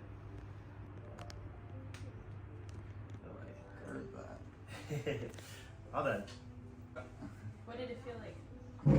Overall, pretty manageable. Dr. Khan's already helped me immensely. Last year, he got me in touch with a psychiatrist and got me on some medication that really helped me out of a dark place. So I was interested in a more permanent treatment, which is when I heard about the vagus nerve treatment that Dr. Khan does.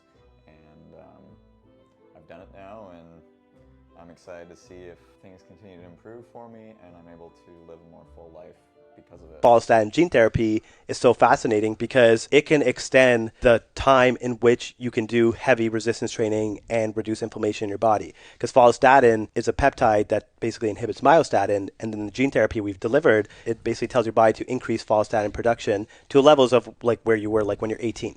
So essentially you're fighting and reversing the aging process. And that's why the follistatin we have, it actually set a world record for intrinsic biological age reduction, just with one intervention. There's one hyper responder. His intrinsic biological age went down by 63 years.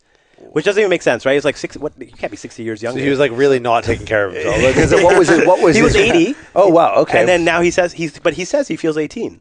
All right, guys, we got a lot of questions about the vagus nerve treatment, so I wanted to answer some of the commonly asked questions. The vagus nerve treatment works by direct injection. So we actually use ultrasound guidance, and the vagus nerve sits near the carotid artery. What we do is we inject exosomes and peptides, and this helps to modulate or change the signaling of the vagus nerve to help with the dysfunctional signaling pattern. And what this can do is it can reduce inflammation in the brain, and it can help to calm down the nervous system. The reason the vagus nerve treatment helps with different neuropsychiatric disorders is because it helps to reduce inflammation in the brain, but it also helps to make your nervous system more resilient to stress. The other thing we're doing too is we're doing a stellate ganglion block. What that does is it helps with sympathetic overdrive, which is kind of the fight or flight response. So it just makes your body more calm and more capability to deal with stress and be less irritable. This intervention is a treatment. It's not a cure on its own. When combined with psilocybin-assisted therapy and other forms of therapy, it may lead to long-term remission of chronic disease. The good thing about this treatment, we have seen that most people only need it done once every year or even less than that. So if you have it done, you may not need it done again for a long period of time. We are the only ones providing it in Canada. However, there are doctors in the US like Dr. Jonathan Koo, who's a fantastic physician offering it in New York City. So we posted a picture in my story about mold because my parents' house was full of it. And my mom has actually been suffering with chronic sinusitis, breathing issues, and it made her asthma a lot worse. And now we know why. And so the way to diagnose this, if you're not sure if you've been exposed to mold, because a lot of old houses, a lot of construction workers, a lot of people are exposed to it and they don't even know. So there's a website called MyMycoTest, which allows you to do the testing to figure out if you've been toxic mold exposed. Once you've been diagnosed or once you know you have toxic mold exposure, this can lead to a lot of variety of chronic illnesses. So it can be a very complicated treatment. The way we're treating it currently is using a combination of immunotherapy, which are natural killer cells, and then we also combine it with exosomes, EBO, which is ozone dialysis, and then you can also use antifungals such as Sporonox. And this can be a whole protocol that you have to do for several months before people get better. So it's not an easy thing to treat. Some people do get better just using antifungals, but sometimes people need more than just that. And that's where the immunotherapy, cell-based therapy can be really beneficial because natural killer cells are basically cells that kill infections and cancer. And by empowering your body by giving more natural killer cells, it hones in and can kill the fungus. I am not doing what I love to do anymore because of inflammation and pain. So it's difficult to serve because of my neck. I'm losing loss of motion with the hip. So what we're gonna do is we're gonna treat the ligaments around the area using stem cells and peptides. And then we also use stem cells to inject into the joints and into the disc. Because obviously when the ligaments are unstable, you get degeneration of the joints and the disc. And the stem cells help to reverse that damage. It's very strenuous. And there's no warm-up involved. I mean, you go 0 to 60 from like sleeping at 2 in the morning to you're lifting patients and hundreds of pounds, and it's like, okay, we'll treat the issue, but they're not going to actually make you better. They're going to create more issues. Well, because once you do a joint replacement, which I have on my left hip, anything can happen. You can have revisions from all kinds of things. Your body not taking to the implant and getting infections. Unfortunately, firefighting and a lot of first responder jobs take a lot of beating on their body. And so the goal is to get them out of chronic pain, but also to prevent it from coming back. And that's why we treated the ligaments as well. He's treating the root cause. He's getting your body back to homeostasis. And it's not just obviously treating the problem, it's treating the root cause. I am ecstatic that I found Dr. Khan and that he was able to work me in. And I love the guy. And with that, the 2023 season comes to an end. Good night.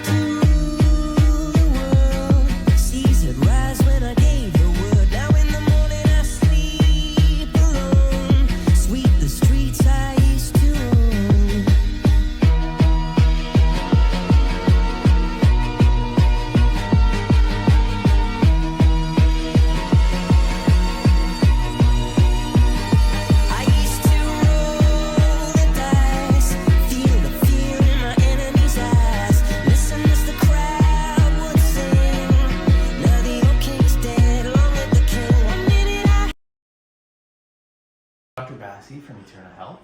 We have a patient here who had a blunt injury of her hamstring and glute muscles. She fell down the stairs today, and her recovery time is expected to be 4 to 6 weeks at the most, but because this can be debilitating, she has a desk job. I want to get her up and running and back to being able to sit for prolonged periods of time without pain faster, so she can do her activities of daily living. What we're going to do for her is treat that muscle body of the hamstring and the glutes with a combination of peptides.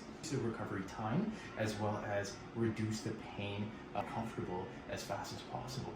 And we can treat these kinds of acute injuries very well with our high duty ultrasound and our experienced ultrasound technicians. They can help us find the points of pain and the points of swelling in the muscle bodies. Stretch them, put a little deeper.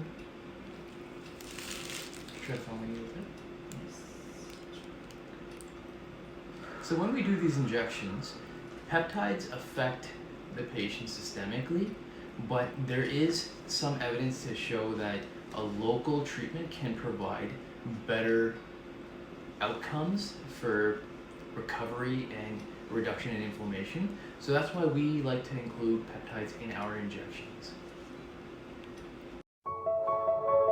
And we use like 30 million to 50 million stem cells. Because the dosing is important, because there's lots of clinics in like Beverly Hills and all these places being like stem cells, but they're not using true stem cells because it's illegal in the US to use culture expanded stem cells where they're grown. And they've been doing it for so long that they know that results usually last between it can last up to 4 years, but I usually tell people 2 to 3 years, which is a pretty long time for like a 1 hour procedure. So you can inject that directly into areas where it's more loose to tighten it. And then we combine that with the Japanese facial cream and facial serum that they developed. This is a really cool product because it's called PLGA capsules, and it's the only technology I've seen that actually penetrates into the dermis and stays in the skin for up to 48 hours.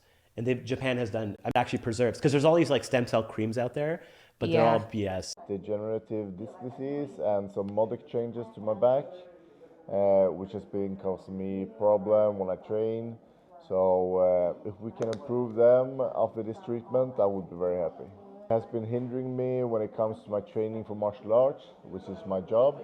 Hard to do some intense training.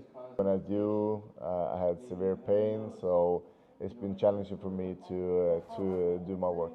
So Jack has chronic lower back pain. He has a classic condition called degenerative disc disease. The discs are like little cushions inside of your spine, and they start to wear out and thin out, but importantly, they also get chronic inflammation. The treatment options for my issues are very limited, so I thought coming to Dr. Khan, he would be able to provide some additional treatment that I hope can help me. So what we do is we use a combination of stem cells and exosomes and inject directly into the disc, around the ligaments, around the muscles, joints, the nerves as well. And importantly, we're also going to be going directly into the vertebral body because he has something called bone edema, which is inflammation in the bone. So we're going to drill right into the bone and inject stem cells and exosomes. Well, I'm looking forward to do my work and to be training at a higher intensity and to perform better when it comes to my job. Back in there and to perform at the highest level in the world.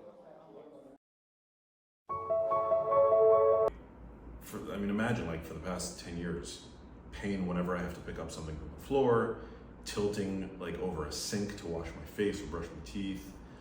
Hi, my name is Max Lugavere. I, for the past 10 years, have had persistent chronic low back pain due to an injury. Max has a really common condition, which is degenerative disc disease, where the cushion in your spine starts to wear out. Now, the problem is that the disc doesn't have good blood supply, so it doesn't heal well on its own. So essentially what we're going to do is we're going to send a signal to start healing and regenerating and reducing the inflammation. So we're injecting something called Warden's jelly, which is from umbilical cord tissue, but importantly, it's an acellular version. And this is important because live cells, if they're injected into the disc, are unlikely to survive, and they may actually cause more inflammation. So you have to be very careful where you're getting these procedures done. And we do what's called a multi-targeted orthobiologics approach, which means we're injecting the ligaments, the muscles, we're also going to be injecting his joints, and then the nerves around the disc as well to help support and stabilize the spine. I was really blown away by his knowledge and his insight into the cutting edge of regenerative medicine. And so I figured what a great opportunity to put my money where my mouth was and actually see if this could help alleviate some of the symptoms that I've been experiencing chronically for the past 10 years. Putting this needle into his disc. His disc has shrunk, and we're going to inject stem cells into the disc directly to help regenerate the disc, but more importantly, get rid of the inflammation and get him out of pain. I would love to have more mobility, to be able to do some of the things that I used to love to do in the gym again would be amazing. So this is a powdery essence, which is the very unique product of ours. Our partner is a specialist who makes powder. It's a public listed company in Japan who makes powders. So this is a skin serum, but actually in a powder form. When you open the box, it's like this, okay? So I think for most of you, it's not very familiar that the serum, which is usually liquid, but this is in a powder form. It's a white color. When you apply it to the skin, it can blend into your skin color very nicely. So you can use this before you sleep, between the serum, the liquid serum and the cream. Okay, you can apply this to moisturize your skin during your sleep. Well, when you have a makeup foundation on, you can apply this because it's dry. You can apply where you want to moisture during the day. Hope you enjoy it. Follistatin gene therapy is so fascinating because it can extend the time in which you can do heavy resistance training and reduce inflammation in your body. Because follistatin is a peptide that basically inhibits myostatin, and then the gene therapy we've delivered, it basically tells your body to increase follistatin production to levels of like where you were like when you're 18. So essentially you're fighting and reversing the aging process. And that's why the follistatin we have, it actually set a world record for intrinsic biological age reduction, just with one intervention. There's one hyper responder. His intrinsic biological age went down by 63 years. Which doesn't even make sense, right? It's like you can't be 60 years younger. So he was like really not taking care of himself. Because what was he was 80. Oh wow, okay. And then now he says he feels 18. There are a million cosmetic products out there. The problem is, do you actually know if they work? The Japanese have the special technology called PLGANS that allows the active ingredients from the growth factors that are derived from stem cells to actually penetrate the skin for up to 24 hours with one application. This can be used by essentially anyone looking to brighten their skin, to reduce the signs of skin aging, and to even re-stimulate hair follicle growth. They have some cool products that I'm personally using, and I believe that when it comes to skincare, they have the highest standards in the world. These products are now finally available at our website, eterna.health. So half the consults I saw today were vaccine injury. This is kind of crazy to me just because I did not think the vaccine was that harmful when it came out, but now there's more and more data coming out about the immunogenicity, the oncogenic potential because of the DNA fragments. The lipid nanoparticle vector that they use has off-site target effects and is also immunogenic. So we're seeing a lot of patients with immune dysfunction, and they're just being told there's nothing that can be done. Some of them are getting kidney failure, IgA nephropathy, brain fog, chronic inflammation, causing joint pain, all sorts of stuff. And the system is just kind of doing nothing for them. And we're taking a first principles approach and trying to restore the immune system and nervous system. It's not easy, and it's just concerning. And I think everyone should be aware that if they're recommending boosters, you should think twice about it, in my opinion. Dr. Smith at Eterna, Toronto, and today I just want to speak briefly about soft tissue injuries of the neck. If you've been in an accident, car accident, athletic injury, where you've suffered some kind of whiplash motion of your neck, often the soft tissues will be injured. We can see tears of the muscles or the tendons or the fascia or the ligaments that hold everything together in the neck. MRI scans miss these injuries, they don't see them. The dynamic ultrasound examination. Here, if you take a look at this ultrasound, you can see these silver layers feeding in to a central anchoring point. We do diagnostic compression testing to get a sense of what happens to the muscles when we push. And if we see structures that are drifting away or moving away, that's how we diagnose tears in the neck. And then those become targets for PRP treatment. And if we can get the soft tissues to heal, the chronic neck pain will improve. If you have trouble with chronic neck pain and you've been in an accident, please give us a call. And I want to show some testing that demonstrates how an injury to the soft tissues of your spine can affect the strength in your arms, because your arm is connected to your spine. Okay, don't let me push it down. Sure. Fight me as hard as you can. Okay, and you got weakness, correct? Yeah. Okay. Mm-hmm. Now, we're going to the area where you were complaining that you had stiffness and discomfort. A little support at that area. Bring your arm back up. Okay, you ready? Mm-hmm. Go. Push as hard as you can.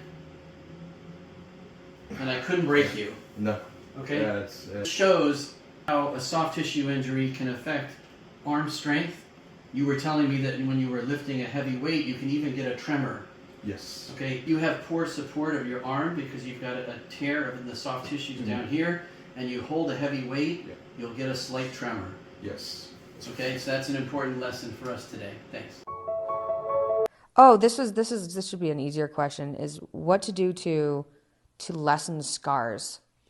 So yeah, first understand if it's like a keloid or hypertrophic scar, or even from burns, we've had great results using the culture expanded stem cells.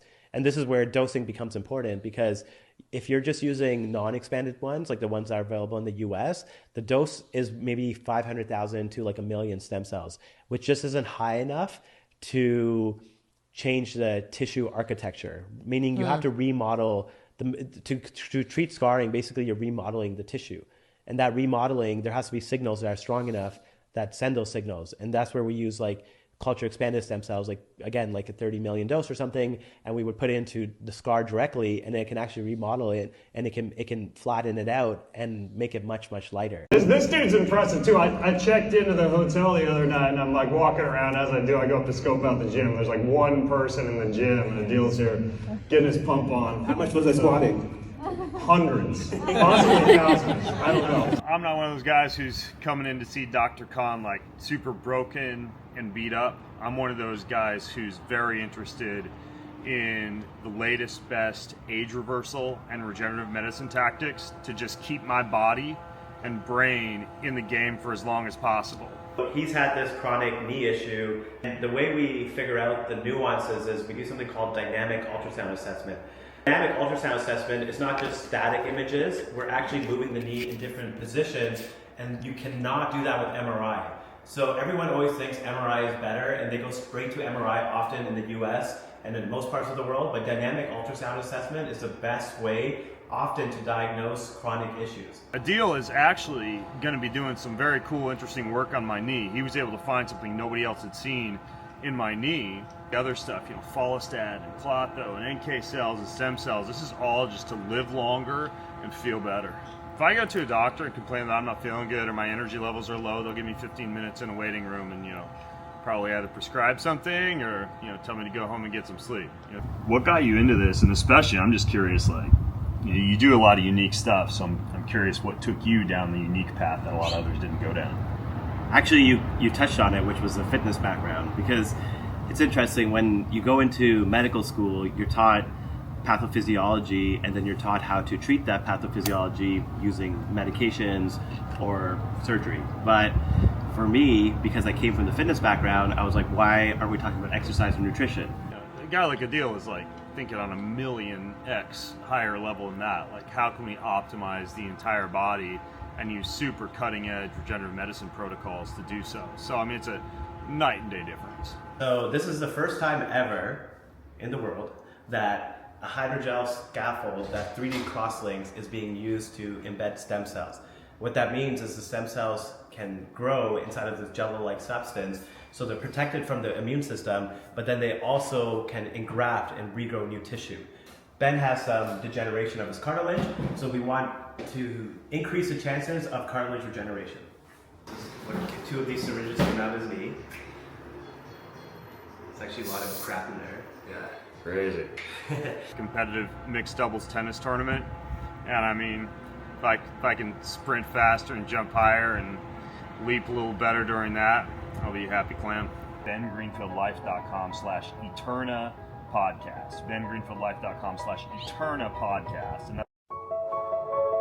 And there's a new theory on cancer. It's called cell suppression theory, which and now is getting a lot of traction. Is basically that the idea that fungal spores are hijacking the cell and preventing cell apoptosis. So they're preventing the cell from functioning properly. So then they're saying that the root cause of cancer is actually potentially fungal infections, in addition to everything else that happens with genomic but this is one of the potential risk factors, because we all get exposed to funguses all the time. It's part of living in a modern environment.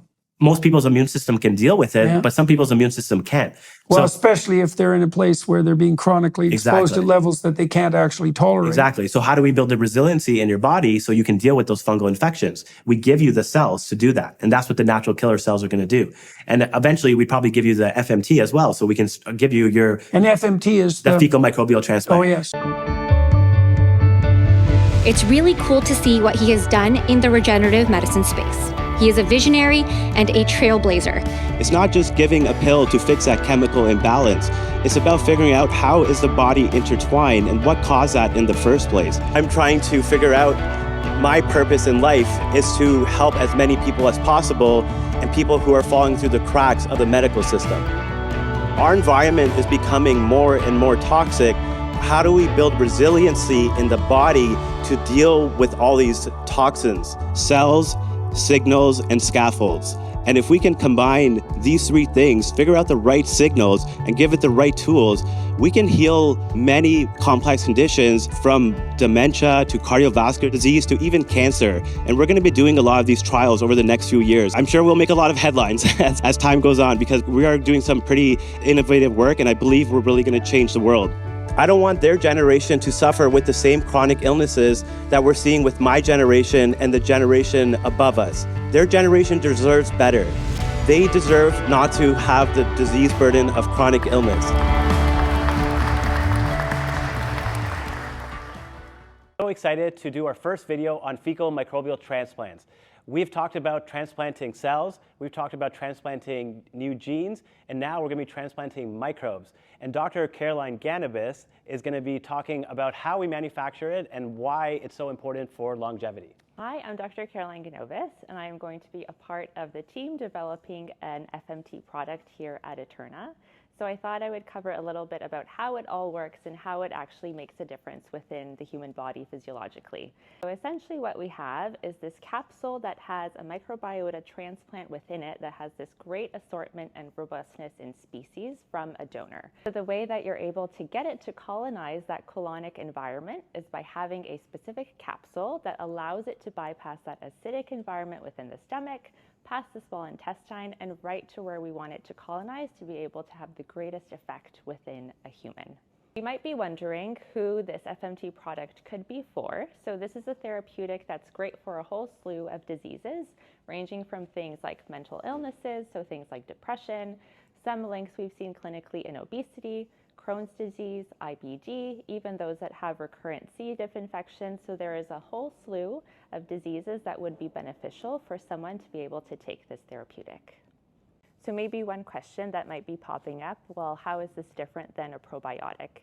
An FMT is going to be much more diverse. It's something that you only really have to take once over a certain duration, rather than a probiotic that might not see the same benefits, is much less diverse, and you have to take every day in order to see those benefits.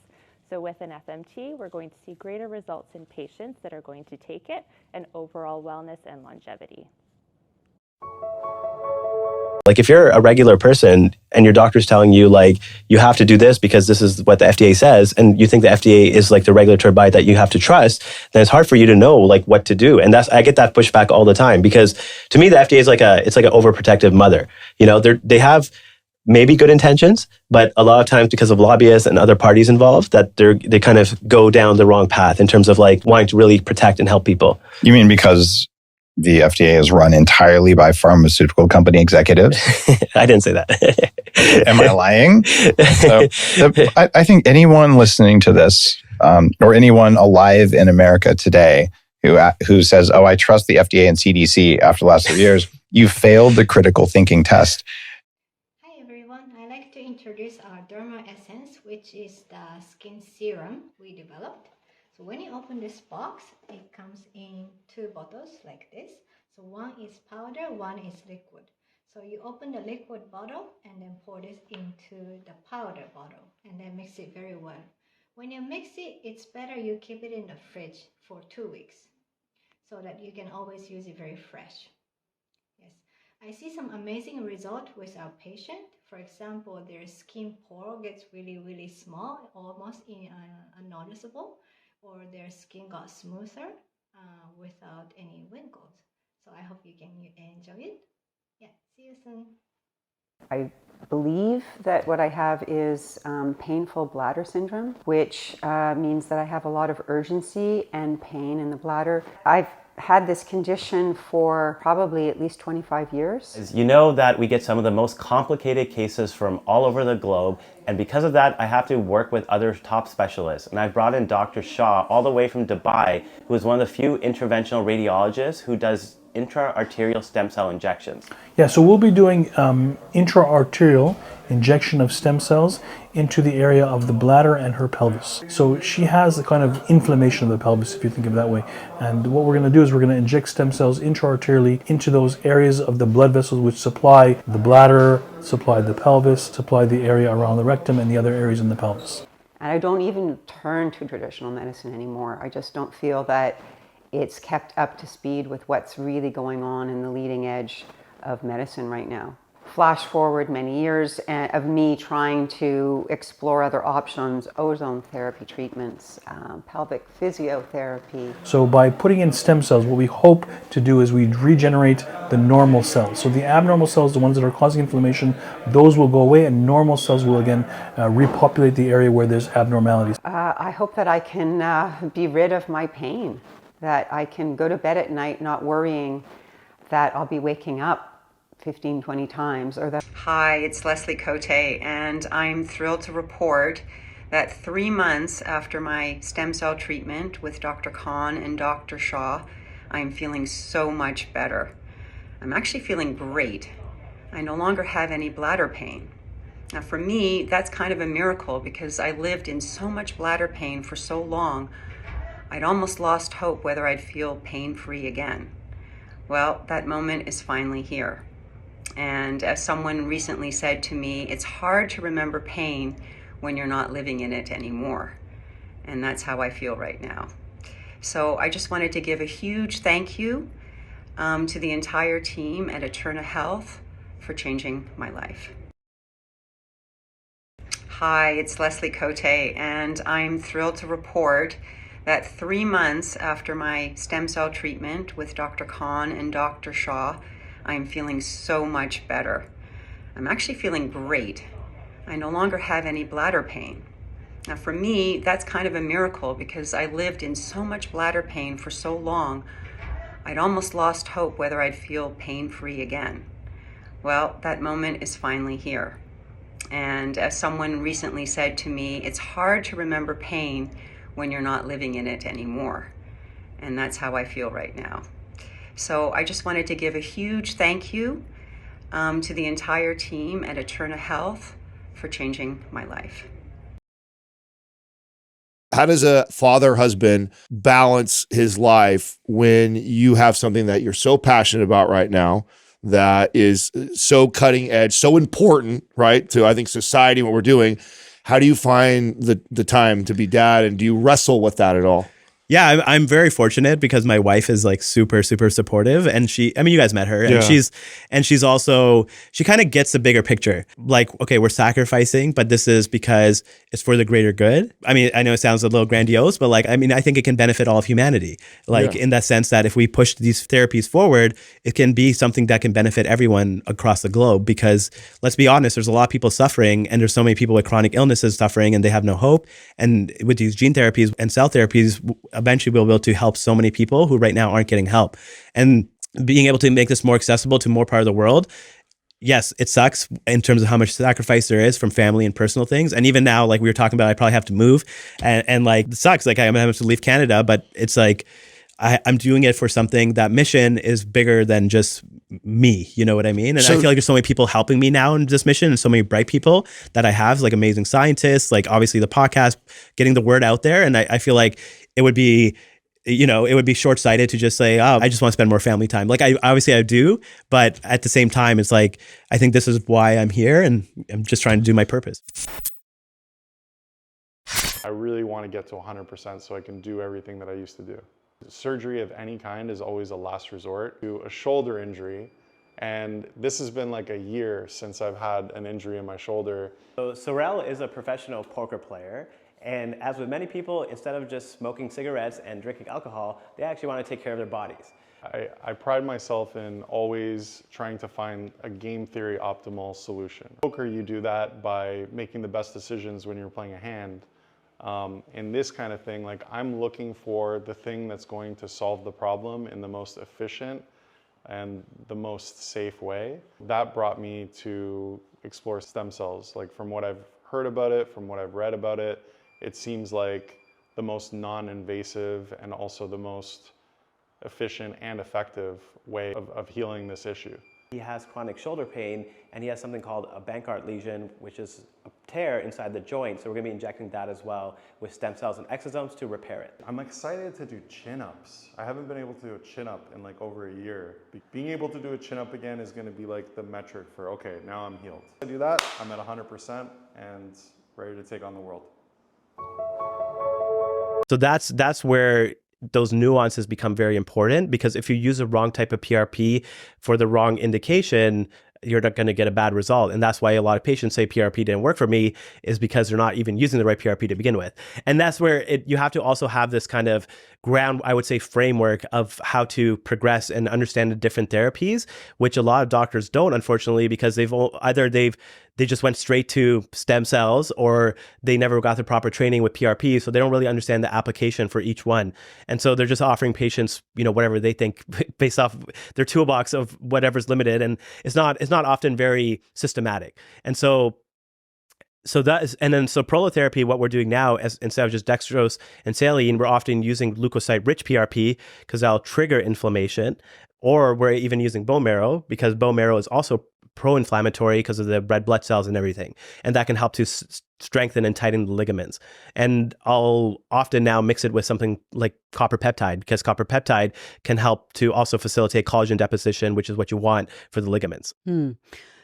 Those are amazing treatments. You'd mentioned something that I think is important to point out is typically when we have a issue, for example, what are the most common complaints or issues that, again, your population was a bit different because I'm assuming that they were very athletic, and we already know that 50% of Americans don't work out. But even with that being said, there are probably more significant issues. For example, when we look at how many knee replacements, how many hip replacements, what are the most frequent issues that people come in for?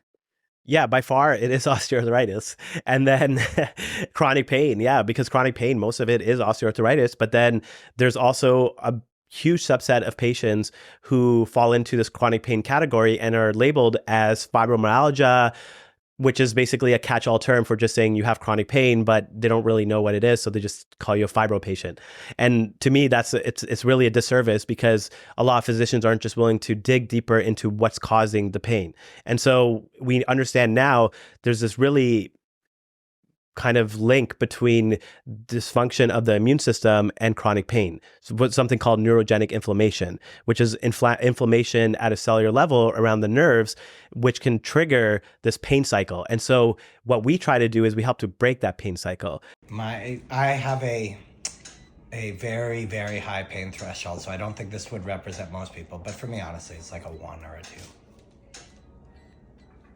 You end up getting some scabbing after, right? So if you want to go really deep with a Scarlet or Morpheus, for example, you'll need like a week off at least, because you'll be scabbing all over the face, and basically new skin is regenerating under that. So we've gone pretty deep. Like we can actually see in your skin this time. I'm going to go under the eye again, but that eye, it's a very delicate area, so I do have to change the setting.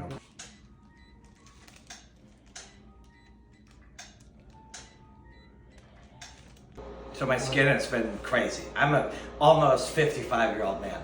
And, I work in television and making content, doing live broadcasts, but I'm also not afraid to admit I'm a little vain. And I'm married to a woman who's in her mid-30s. So, these kinds of things are important. And my skin looks and feels moist and flexible, and like I'm much younger. My wife mentions it all the time. I started seeing Dr. Khan because of injuries, but now that they're healed, we can heal things like the skin as well. When it comes to rehab, it's such an important part of chronic pain. And if everyone was like Dr. Sunny Gandhi, I'd probably be out of a job, because he is so good at biomechanics and corrective exercises and finding the root cause as to why the injury occurred in the first place. Not only correcting that for treatments, but for prevention as well after our regenerative therapies.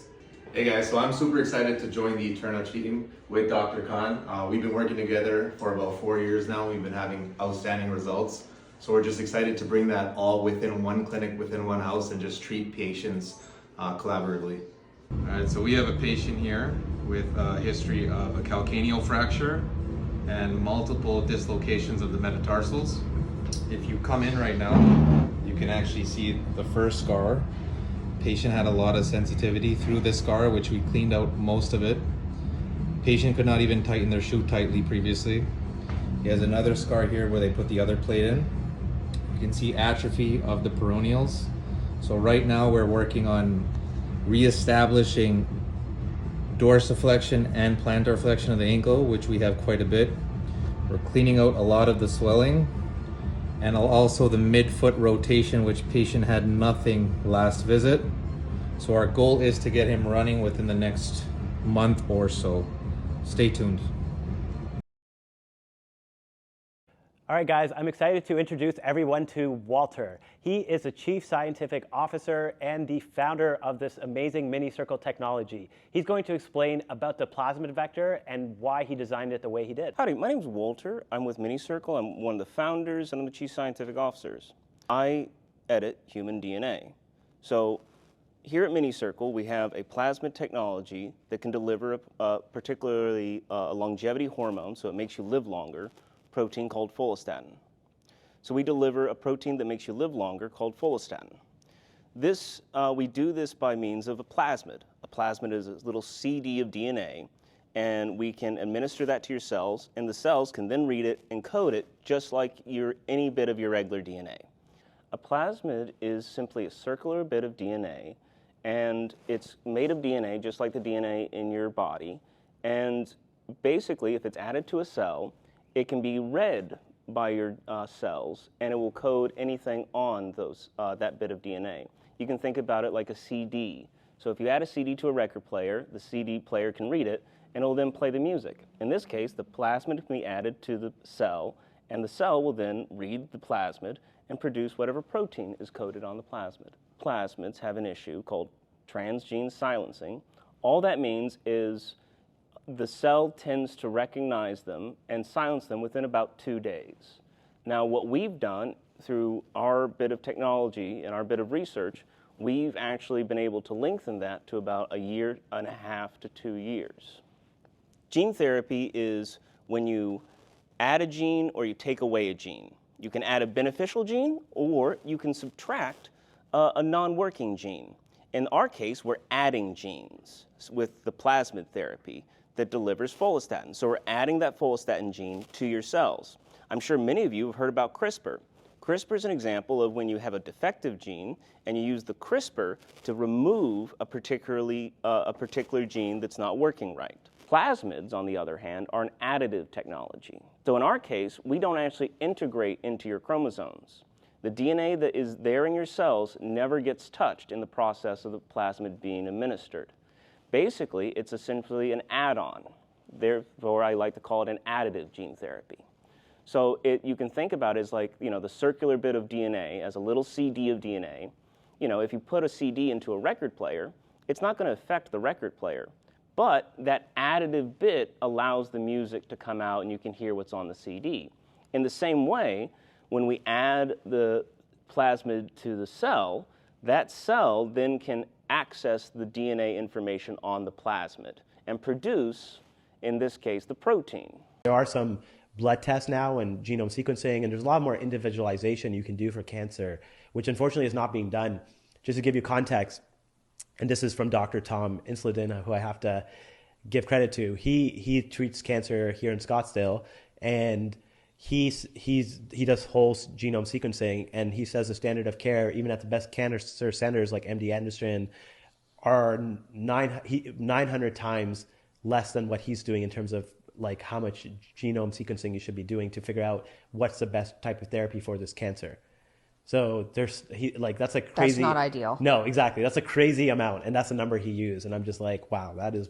But because there's no individualization, it's almost kind of like it's just a mass approach for everyone. But it has to be like personalized treatment for you based off what type of cancer, because there's just so many different subtypes, and depending on the genome sequencing of the tumor and the microenvironment, there's going to be different cancer therapies that are going to be more effective.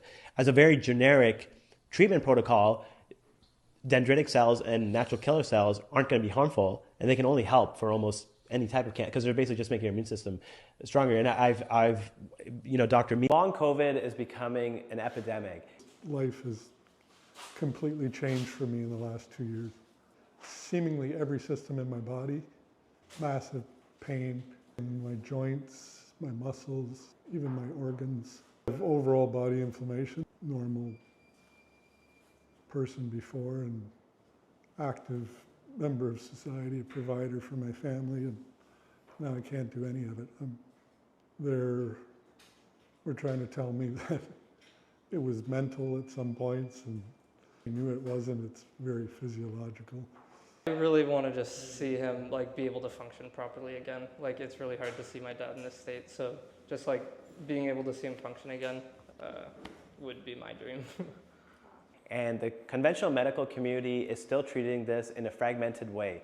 The reality is the body is all interconnected. So our approach is to restore the immune dysfunction and the nervous system dysfunction that we know is part of long COVID. The way we do that is using peptides, stem cells, exosomes systemically, and then also doing what's called a vagus nerve reset. This is all done with regenerative therapies to reprogram the body so it can restore normal functioning, which is the whole concept behind regenerative medicine. Yeah. His IV, the idea is his issue is obviously systemic. It's systemic inflammation. His immune system's dysfunctional. So basically we have to try to reprogram or re-educate his immune system. And that's what the stem cells and peptides help to do. Hey guys, Dr. Gandhi here. So we're just going to be taking you over the shoulder today, kind of show you the layers, the complexity, and just what's been going on this week. We had a lot of cases this week of people coming in with previous rotator cuff tears or cases that we just diagnosed that were missed, something we do very well here at the clinic. A lot of patients would mention that, hey, I've been doing shoulder presses or any other various exercises, and they keep saying, hey, my shoulder's not getting better. And it's important to note, and I also show them that there's a directional component to all these tissues, meaning they run in a certain direction.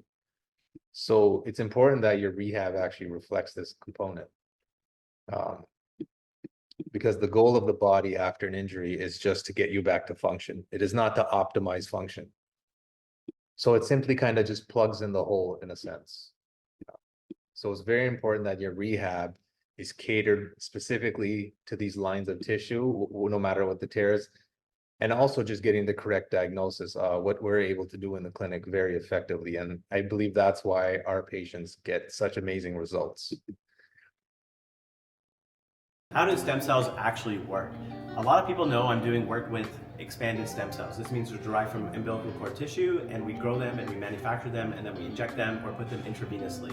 But what are they actually doing once they're inside your body? There's a recent paper that came out that finally shows how they're actually working mechanistically. One of the very interesting things is mesenchymal stem cells help to trigger mitophagy, which is that they help to get rid of old mitochondria. One of the root causes of aging, as we're learning, is mitochondrial dysfunction. This means the mitochondria no longer do what they're supposed to, which is much more than just producing energy. It's to help with oxidative stress, which are free radicals, and once that burden becomes too high, it starts to oxidize lipids, proteins, which can lead to all these different hallmarks of aging. So that's why it's termed a foundational cause of aging. So keeping your mitochondria healthy is probably one of the best ways to combat aging. And of course you can do that through lifestyle, but stem cells now we know are going to help to trigger mitophagy and help with something called mitochondrial transfer, which means they can actually regenerate and replenish new mitochondria. In addition to this, stem cells also help to do macrophage polarization, which means they help to change your body from a pro-inflammatory environment to an anti-inflammatory environment by shifting macrophages, which are white blood cells, from M1 to M2, and this decreases systemic inflammation. Hi, my name is Joan McDonald, and it's been about 2 months now since I had stem cell therapy and follistatin, and I can now move my arms straight up without too much trouble at all. I haven't been able to do this. I haven't been able to do this for some time, I tell you. The procedure has been amazing so far. You just have to keep up with your mobility. I just want to thank everyone so much for being here. It really is a community that needs to come together to change medicine. It's about a mind-body connection. Dr. Khan has coined the term Medicine 4.0, where he envisions a future frontier where stem cell research and digital innovations will make advanced healthcare accessible to millions. Please welcome Tom Bilyeu to the stage. Why are you doing the thing that you know causes the pain? Is it possible that you want something other than what you're admitting? What do you guys think is the #1 way to keep blood glucose stabilized throughout the entire day? That's why I'm wearing a t-shirt in this kind of cold room. Cold. By simply looking at that human blueprint, you have 50 trillion cells that make up this human form. Every single one has this instruction manual inside telling your cells what to do, and ultimately some of those instructions are broken. And when you find the broken instruction, you find the job that your body just doesn't do. Please welcome Dave Asprey. Now, if you just spit your water out over here, I understand, because that's what I did. The modern environment is only going to get worse. If our regulators really cared about our health, they wouldn't allow Skittles to be sold. We cannot rely on them to protect us. So it's upon us to empower one another and build a community of people who really want to take care of their health.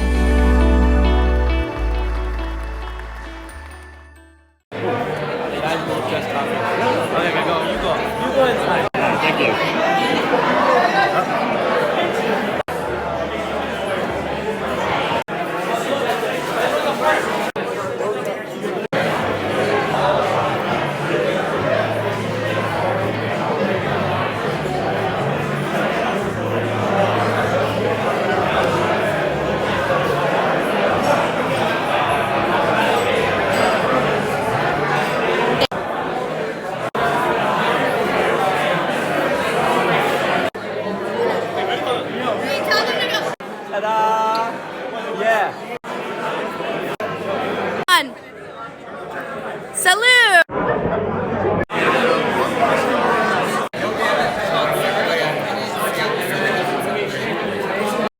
I start out by asking people, do you have an area of concern you'd like me to concentrate on? Some people have like acne scars, or they have really deep lines that they want to target. Getting rid of fine lines and wrinkles. It will help with some pigment as well. So the process, we numb your face. It takes about 30 minutes to numb.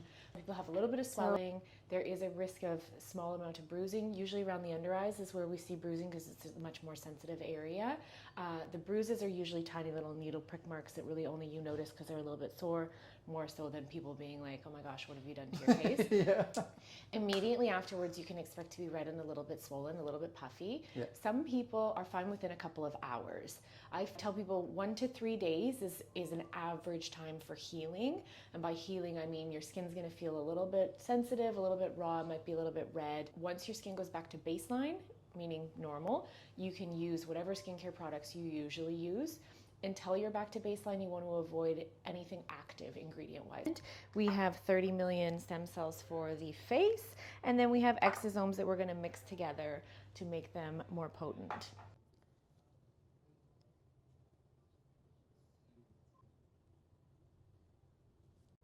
We really are lucky we have a good team. Injecting stem cells and exosomes to regrow some thinning hair and to protect the existing hair. I think that's because I went into medicine generally to make a difference and help people. That's always been my motivation. It has never been anything more. And the big thing too is honestly, if a lot of patients who see me, they can tell I'm pretty like I'm honest and I'm transparent and I don't promise the moon. Like there's certain things that we can fix, certain things that we can't fix. Stem cells aren't a magical cure for everything, but the next generation of cell therapy, like we were talking about, like the gene edited cell therapy, that really will be allowing us for custom cell lines for almost every medical condition, like diabetes, cancer, dementia, there's Parkinson's disease. There's a clinical trial done this year, those iPSCs I was talking about earlier. And they are, iPSCs are? The induced pluripotent stem cells, Yes. the Yamanaka stem cells. Yeah. So they created what are called iPSC dopamine producing neurons. Oh, yeah. And then they transplant them surgically into the areas where they lose those dopamine neurons. And then they did a 1-year follow-up, and so many of the patients basically go into remission. Their symptoms get so much better. And they actually regrow new neurons that produce dopamine. This was a Blue Rock Therapeutic clinical trial. So this shows the power of iPSCs. And this is just the beginning of this is what I'm going to call the iPSC revolution. There's going to be so many different iPSC cell lines that are going to allow us to treat specific medical conditions. So in the future, people will think about cells to treat their conditions as opposed to pills.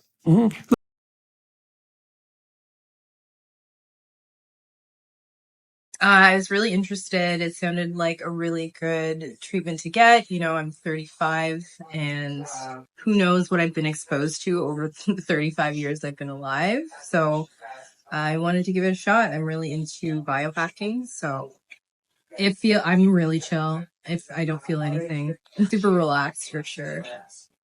Just feel more of an optimal version of myself, you know, maybe a little less brain fog. I'm a mom, so kind of a little crazy with the little one. So just having more energy to keep up with her for sure. Okay. I feel like $1,000,000. It's just so good. So good. Feel so alert. Feel so ready for the day. Now I'm headed to Costco. I became first interested in the foliostatin a number of years ago, but the idea of maximizing performance, I'm not necessarily overly concerned with health problems. What I want to be is I want to be 26 for the rest of my life. So I train in jiu-jitsu. I train some of the top world champions in jiu-jitsu, and those guys are young. They got 20 years on me, and what I want to do is I want to stay young, strong, virile, and I want to be able to compete at the highest level like I did for a decade in the NFL. Coming to see Dr. Khan, it's what I've always done within Power Athlete, within my NFL career and everything. You come work with the best, and we just have a ton of good synergy. So I'm excited for this foliostatin, and like I said, he's the best, and so we're here to do it. So if you know anything about football players, they get a lot of hits to their head. So this means that they can have something called CTE, or chronic traumatic encephalopathy.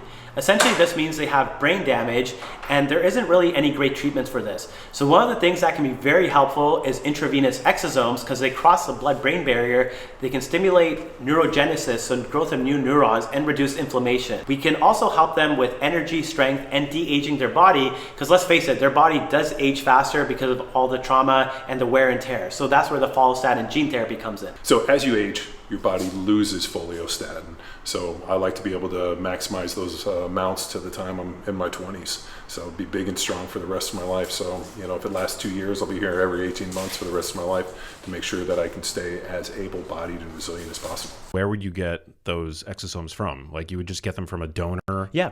Placenta? Or umbilical cord? Yeah, exactly. So after C-section birth, we take the umbilical cord tissue, and we have a whole process on how to isolate it and make sure. Obviously, there's a lot of safety that has to go into, because you're putting other people's cells into your body. So you got to make sure there's lots of testing done not only on infectious diseases, but the quality of the cells. And the biggest detail people need to understand, because there's a lot of these predatory stem cell clinics all over South America, and they just do a good job marketing, and they're not growing their stem cells properly. And what do I mean by that is that if you grow the stem cells too many times, meaning you let them divide too many times, it's called passages, then their cells actually decrease in viability, which means they won't survive, and you'll actually have more senescent cells. And then the quality of the stem cells actually goes down too. So most of these clinics are doing 6 passages, 8 passages. We limit our passages to 3. And that's something I learned in Asia. So that's just something I try to make sure on the manufacturing side, we're doing everything we can to give you the best chance of success. Because the stem cells do work, but if they don't survive, they're not going to do anything. And a lot of these cells don't survive, and we know that. So the biggest, hottest area of research right now is there's iPSCs, because they have enhanced survival, and then you can use genetic engineering to improve survival, and then you can also use what are called hydrogel scaffolds and 3D bioprinting to kind of embed them into, and then they get protected from the immune system and have more survivability. Why does your body get older? We all know as we age, we start to slow down, things become harder, we get aches and pains, sometimes our memories start going. What can we do to really target this process beyond what we already know when it comes to exercise and lifestyle? We've talked about stem cells, we talked about gene therapy, but one of the new things that we're doing is ozone dialysis. The reason why this is a good adjunctive therapy to everything else we're doing is because it helps with the cellular mechanisms that cause aging in the first place. The 3 biggest things ozone dialysis does at a cellular level is help with inflammation, it helps with oxidative stress, and mitochondrial dysfunction, which is intimately tied to oxidative stress. And this is one of the biggest reasons as to why our body starts to age. There's been studies looking at 5-year-olds who have 0% mitochondrial dysfunction, and then 75-year-olds who have 95% mitochondrial dysfunction. So the mitochondria is much more than just energy production. Over time, as it becomes dysfunctional, this leads to free radicals and chronic inflammation. So if we can keep your mitochondria healthy, and ozone dialysis can help to do that, we can slow down the aging process. I'm excited that we're finally offering EBO. It's been around for several years in many parts of the world. and now we're offering it here in Mississauga. We finally have an anti-aging therapy that I believe is going to be much more accessible and affordable for the average person who have mastered the basics in terms of exercise and lifestyle, are looking to see what else can they do to optimize their health and de-age their body. Okay, so this is Dr. Smith here at Eterna Health in Toronto with Cody. Cody, you do a lot of riding with horses. Yep. And you came in and you had some multiple tendon issues, your elbow, your outside of your hip, and right now we're doing your psoas tendon. This is an example of something that would have been missed on MRI scan. It would have been missed on most ultrasounds. And we found this very subtle tear in your psoas tendon, and right now we're going to be putting some PRP in it. There's my needle tip right there. I'm injecting. Okay, and there's the PRP going in. And we can even see the tear open up. And then we're hoping that the platelets are going to release their growth factors, stimulate the tendon cells to regrow, and we'll get your psoas tendon healed up for you. And now we're working on his outside elbow. He has severe tennis elbow with a fairly large tear in the tendon attachment. And here you can see my needle coming across the screen. And we're treating this with high dose platelets combined with a clotting factor that we made from his blood called thrombin. And I'm just going to be filling this in really gradually. About 6 weeks for this to heal, but you can get a sense of how big the tear is. I'm able to expand it like this. Work on this as hard as we can to get this elbow feeling better for you, Cody, okay? Why is muscle mass so critical as far as longevity is concerned? The number one reason is because muscle helps to regulate your immune system. So chronic inflammation, or inflammaging as it's been termed, is probably the main driver for aging. One of the theories is called the unitary theory of aging, and what it posits is that basically inflammation and oxidative stress are probably the two biggest drivers, which lead to reactive oxygen species, mitochondrial dysfunction, senescence-associated secretory phenotype, genomic instability, all these different things that are basically the hallmarks of aging, which cause your body to get older and degenerate over time. And so what muscle does is upregulate something called T regulatory cells. So T cells that come from your thymus gland, and then there's B cells that come from your bone marrow, and those are both part of your adaptive immune system. And so adaptive immune system means like they have the memory and they can kill infections and pathogens and things that don't belong. But it's not just about killing viruses, it's also about protecting your immune system from dysfunction. Because that dysfunction over time, as it accumulates, that's what leads to loss of muscle, aging, all these degenerative conditions that we know are the main bane of existence in society. So what muscle does is immunohomeostasis and immunoregulation, because that regulation of the immune system is really going to prevent you from a lot of chronic disease. Okay, so this is Dr. Smith here at Eterna Health in Toronto with Cody. Cody, you do a lot of riding with horses. Yep. And you came in and you had some multiple tendon issues, your elbow, your outside of your hip, and right now we're doing your psoas tendon. This is an example of something that would have been missed on MRI scan. It would have been missed on most ultrasounds. And we found this very subtle tear in your psoas tendon, and right now we're going to be putting some PRP in it. There's my needle tip right there. I'm injecting. Okay, and there's the PRP going in. And we can even see the tear open up. And then we're hoping that the platelets are going to release their growth factors, stimulate the tendon cells to regrow, and we'll get your psoas tendon healed up for you. And now we're working on his outside elbow. He has severe tennis elbow with a fairly large tear in the tendon attachment. And here you can see my needle coming across the screen. And we're treating this with high dose platelets combined with a clotting factor that we made from his blood called thrombin. And I'm just going to be filling this in really gradually. About 6 weeks for this to heal, but you can get a sense of how big the tear is. I'm able to expand it like this. Work on this as hard as we can to get this elbow feeling better for you, Cody, okay? So yeah, I got to make sure there's lots of testing done not only on infectious diseases, but the quality of the cells. And this, the biggest detail people need to understand, because there's a lot of these like predatory stem cell clinics like all over South America, and they just do a good job marketing, and they're not growing their stem cells properly. And what do I mean by that is that if you grow the stem cells too many times, meaning you let them divide too many times, it's called passages, then their cells actually decrease in viability, which means they won't survive, and you'll actually have more senescent cells. And then the quality of the stem cells actually goes down too. So most of these clinics are doing like 6 passages, 8 passages. We limit our passages to like 3. And that's something I learned in Asia. So that's just something I try to make sure on the manufacturing side, we're doing everything we can to give you the best chance of success.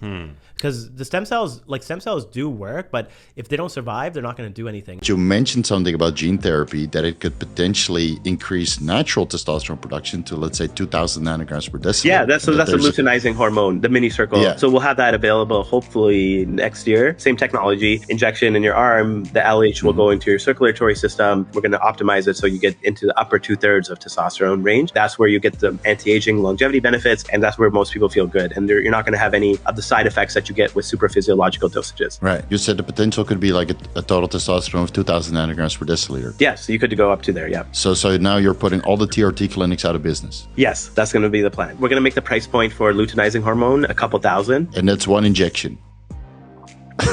Yeah, I know, it's crazy. It's crazy. I gotta change profession then. The whole reason for my YouTube channel is just to improve quality of life through any means necessary. Whether that's steroids or gene therapy, I don't really care.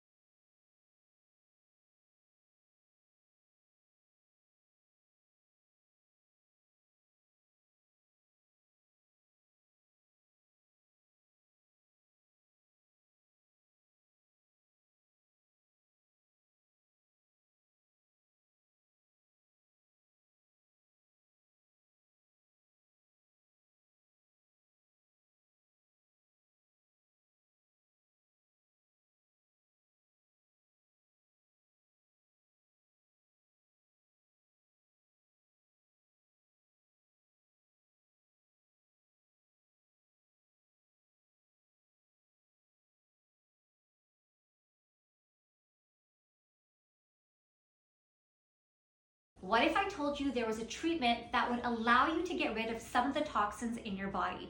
I'm Aliha Sheikh, and I'm so excited to tell you about a brand new treatment that is coming here to Eterna Health. Joining me now is Director of Clinical Operations, Rahul. Rahul, what is EBU? So EBU stands for extracorporeal blood ozonation and oxygenation. It's a form of dialysis that helps clean the blood from any impurities that are in there. So it could be viruses, fungus, mold. How does it work? Blood is drawn from one of your arms into the machine. It has a filter.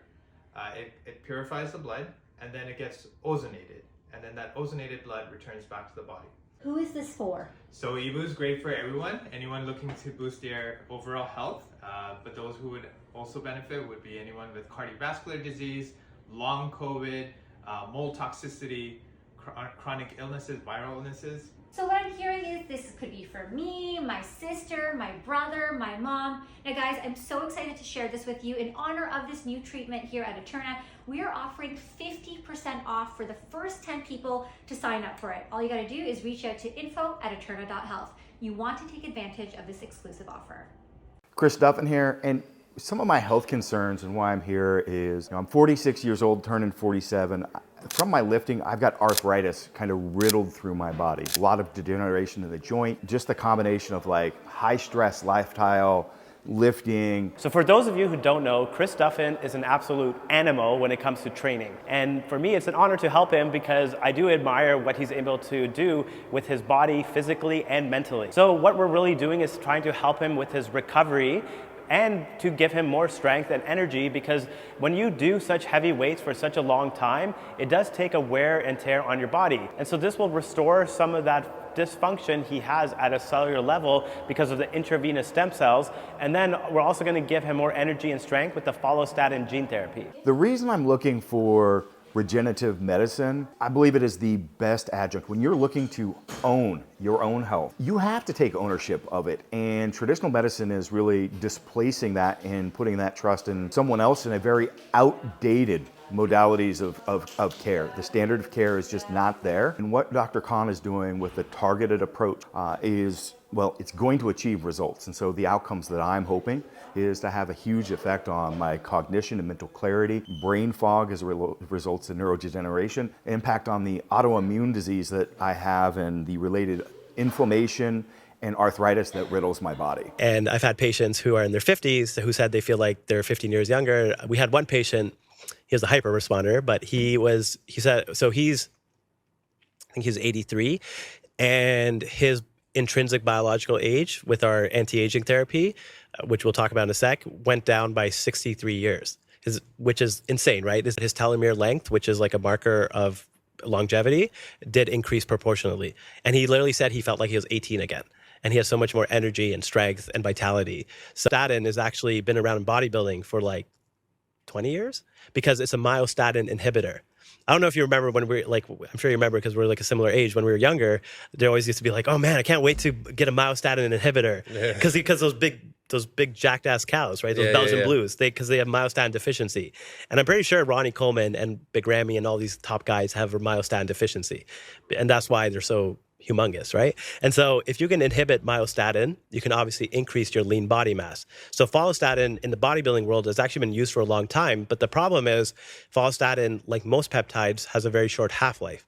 So you have to inject yourself like multiple times per day, like for months or years to have like some sort of benefit. And no one's really going to do that. That's not sustainable, right? So our injection circumvents that problem because basically our gene therapy carries that gene for follistatin and it increases production of follistatin for 1.5 to 2 years with one injection. Statin has actually been around in bodybuilding for like 20 years because it's a myostatin inhibitor. I don't know if you remember when we were like, I'm sure you remember because we're like a similar age. When we were younger, there always used to be like, oh man, I can't wait to get a myostatin inhibitor. Because those big jacked ass cows, right? Those Belgian blues, because they have myostatin deficiency. And I'm pretty sure Ronnie Coleman and Big Ramy and all these top guys have a myostatin deficiency. And that's why they're so humongous, right? And so if you can inhibit myostatin, you can obviously increase your lean body mass. So follistatin in the bodybuilding world has actually been used for a long time, but the problem is follistatin, like most peptides, has a very short half-life.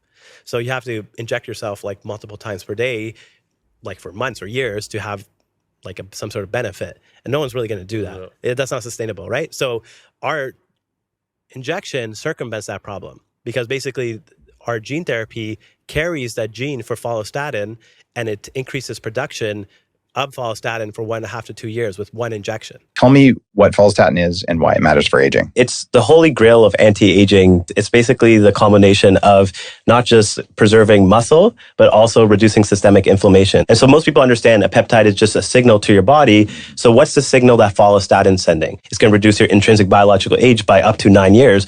Why is that? It's because it's going to reduce systemic inflammation, which is probably the biggest driver of aging. And then on top of that, follistatin has an antagonistic relationship with myostatin. So obviously this isn't going to take your myostatin levels to zero. You're not going to be deficient, but it will lower them enough that it'll allow you to increase lean body mass and make it easier for you to put on muscle. And most importantly, I think for the average person, it's going to prevent muscle loss as you get older. The biggest issue with intermittent fasting, with all these weight loss drugs, is that you're losing fat and muscle. And people don't realize body recomposition. There's fat loss and there's weight loss. Most people are just doing weight loss. They're not doing fat loss. I want to get back to life. Been on TV for about 8 years, competing on a show called The Challenge. Ever since my car accident, I haven't been able to be me. And I've been in the hospital for about 6 months. I have a non-union bone, and the doctor gave me a couple options, and those options were amputation, ankle fusion, or TTC fusion. Those two right there would have left me with no mobility in my ankle. At that point, I lost hope. Now I'm here in Mexico going through the stem cell treatment. I asked 3 different doctors, 3 specialists, and a couple friends, and I've heard that Dr. Khan is a legend. Already, I'm super excited. I'm nervous at the same time, but let's go. We're gonna do his actual ankle joint where he has osteoarthritis, unfortunately, as a consequence of this injury. And you can see there's fibers here, and then this part, like the black there, see there's missing fibers. Trying to avoid amputation and an invasive surgery, so we're doing stem cells directly into the joint now. So we just finished the procedure for Nelson. Found that his tendons were inflamed and damaged in addition to some ligaments being torn. And obviously he does have arthritis in his joints. So regenerative therapies are very effective for these type of problems. They're not only going to help to get rid of his inflammation and pain, but they're going to help to prevent arthritis from progression. The hope is that basically by healing the arthritis, it's going to prevent it from getting worse. It's going to restore function in his tendon and ligaments to allow the bone to better heal. Come with me to get a Kim K facial. Kim Kardashian's favorite shared skincare treatment is the Morpheus 8, considering to be the holy grail of all skincare. If I told you there was a machine even better? I've been suffering with adult acne and scarring pretty much since my early 20s, and I've finally come to a place with my skin that I can try to get rid of the scarring. Clinic is in Mississauga and offers Scarlet RF, a version of Morpheus 8, but better. Scarlet RF is from Korea, and we all know the Koreans. They know skincare like nobody else. It's a treatment that mixes both radio frequency with microneedling to rebuild the collagen in the skin. Treatment is for smoothing fine lines, tightening skin, reducing pore size, and enhancing the skin. Real showstopper of all of this for me, dramatic improvement in acne and acne scarring. To be honest, I was nervous getting this done because people always post videos crying after getting the Morpheus 8. I don't know if it was my nurse or if it's the Scarlet RF, but even with my super low pain tolerance, it was so bearable, and nurse made me feel comfortable the whole time. Started with numbing my face, and she guided me through the whole procedure, telling me step by step what she was doing. Serena, if you're watching this, you were great. Here's what I looked like immediately after the appointment. They did 2 passes, but my pain tolerance is very low. So in today's session, we started with the lower setting to build myself up. The magic of this treatment with copper peptides is really supposed to have a girl feeling brand new. So I'm excited to embark on this journey on trying to heal my skin. Clinic's name is Eterna Health. One of the things I learned about instant coffee is that the coffee beans are actually freeze-dried. So this actually means that there's less likely mold contamination, which is the most common problem when it comes to traditional coffee. So I'm actually avoiding drinking from the big chains now because I really want to be conscious of putting mycotoxins in my body, just because we know how inflammatory those are, and over time they can build up in your system and be difficult to clear up. So not only that, it's super convenient, and to be honest, I'm very lazy and I'm a minimalist and I don't have that much time, so if I can do things quickly, this is the way I'm gonna go. And it also has adaptogens and collagen peptides, so I'm getting a lot of things in my coffee that I wouldn't get in store-bought coffee. And it's so easy to make. And by easy, I mean like really easy. You really just have to pour the instant coffee into the cup, and then you just pour hot water. Good to drink it right away. And it does taste great, actually. The only reason I'm showing you guys this is because I do think it can have positive health benefits, and because I use it personally. There's no pressure to buy it, but if you are interested, you can use our promo code DRACON and you get 15% off. And any money that we get from this affiliates are being donated to Gaza to help support the cause. All right, guys, we have our clinic here in Mississauga ready to go. As you know, I work all over the world because there are many procedures I can't perform over here. But what we can do and what we're offering are platelet-rich plasma injections. And not just any PRP, because there's 100, if not 1,000 clinics doing PRP in the GTA area. It's all about the nuance, which is how we prepare, how we spin it, and we have something called platelet-rich plasma lysate, which we use an ultracentrifuge and isolate the exosomes, and so these are more anti-inflammatory than regular PRP. We have something called second-generation exosomes, which are derived from skin cells, and they're great for the face for cosmetics. Other cool thing we're really getting into are anti-aging treatments. As you know, abroad, we're doing intravenous stem cells and follistatin gene therapy, which we can't do here, but what we can do is something called EBO, ozone dialysis, which can get rid of toxins in your body, and there's different vitamin drips that are actually based in science. So I really like ozone dialysis because there's so many toxins in our environment and we can't process them all. And even with my own blood, and I eat relatively well, I had a lot of toxins come out. So you can see how much gets out of your blood, and it can be pretty amazing, and it can make a difference not only on aging, but even clinically. You can feel better, more energetic, and recover better. All the doctors that are working here are trained by me. They've learned our protocols, they've learned how to inject, and our ultrasonographers are top tier. So you can be rest assured, even if I'm not treating you, one of the Eterna physicians is gonna do a great job. I believe I would really be out of a job if everyone did this stuff, and like the movement therapy and all the other fundamental primary stuff that we know works. But a lot of people just don't know what to do with that stuff, and they don't have good guidance, right? And so, with medicine, the biggest issue I think with chronic pain is this very reductionistic. So let's say if you have chronic back pain, which is a really huge problem. Like you go to your pain doctor and they'll say, oh, this facet joint is the reason you're having all your pain. So let's do a nerve block or let's do cortisone into that facet joint. But that's not how chronic pain works. Chronic pain is mediated by we know it's the immune system that's mediating all these. It's neural inflammation. It's at a cellular level, and it's mediated by your immune system. So again, we have to treat that immune dysfunction. So a lot of times, and even structurally, from a structural perspective, it's more than just like the joint. A lot of times there's chronic muscle tears, there's a disc, there's peripheral nerve entrapments. There's so many other structures that are pain generators. So the whole approach of like this reductionistic view of medicine is what we're taught. That's how we're trained. On a multiple choice test, it's like, you have to circle one answer. And so you're always taught to train in this one like dimensional way, but that's just not how the human body works when it comes to chronic issues. Cody French, skateboarder here. I just wanted to give a major shout out to Dr. Khan for the last year. This man has helped me so much with my recovery. From my stomach, to my ankles, to my hips, to my back.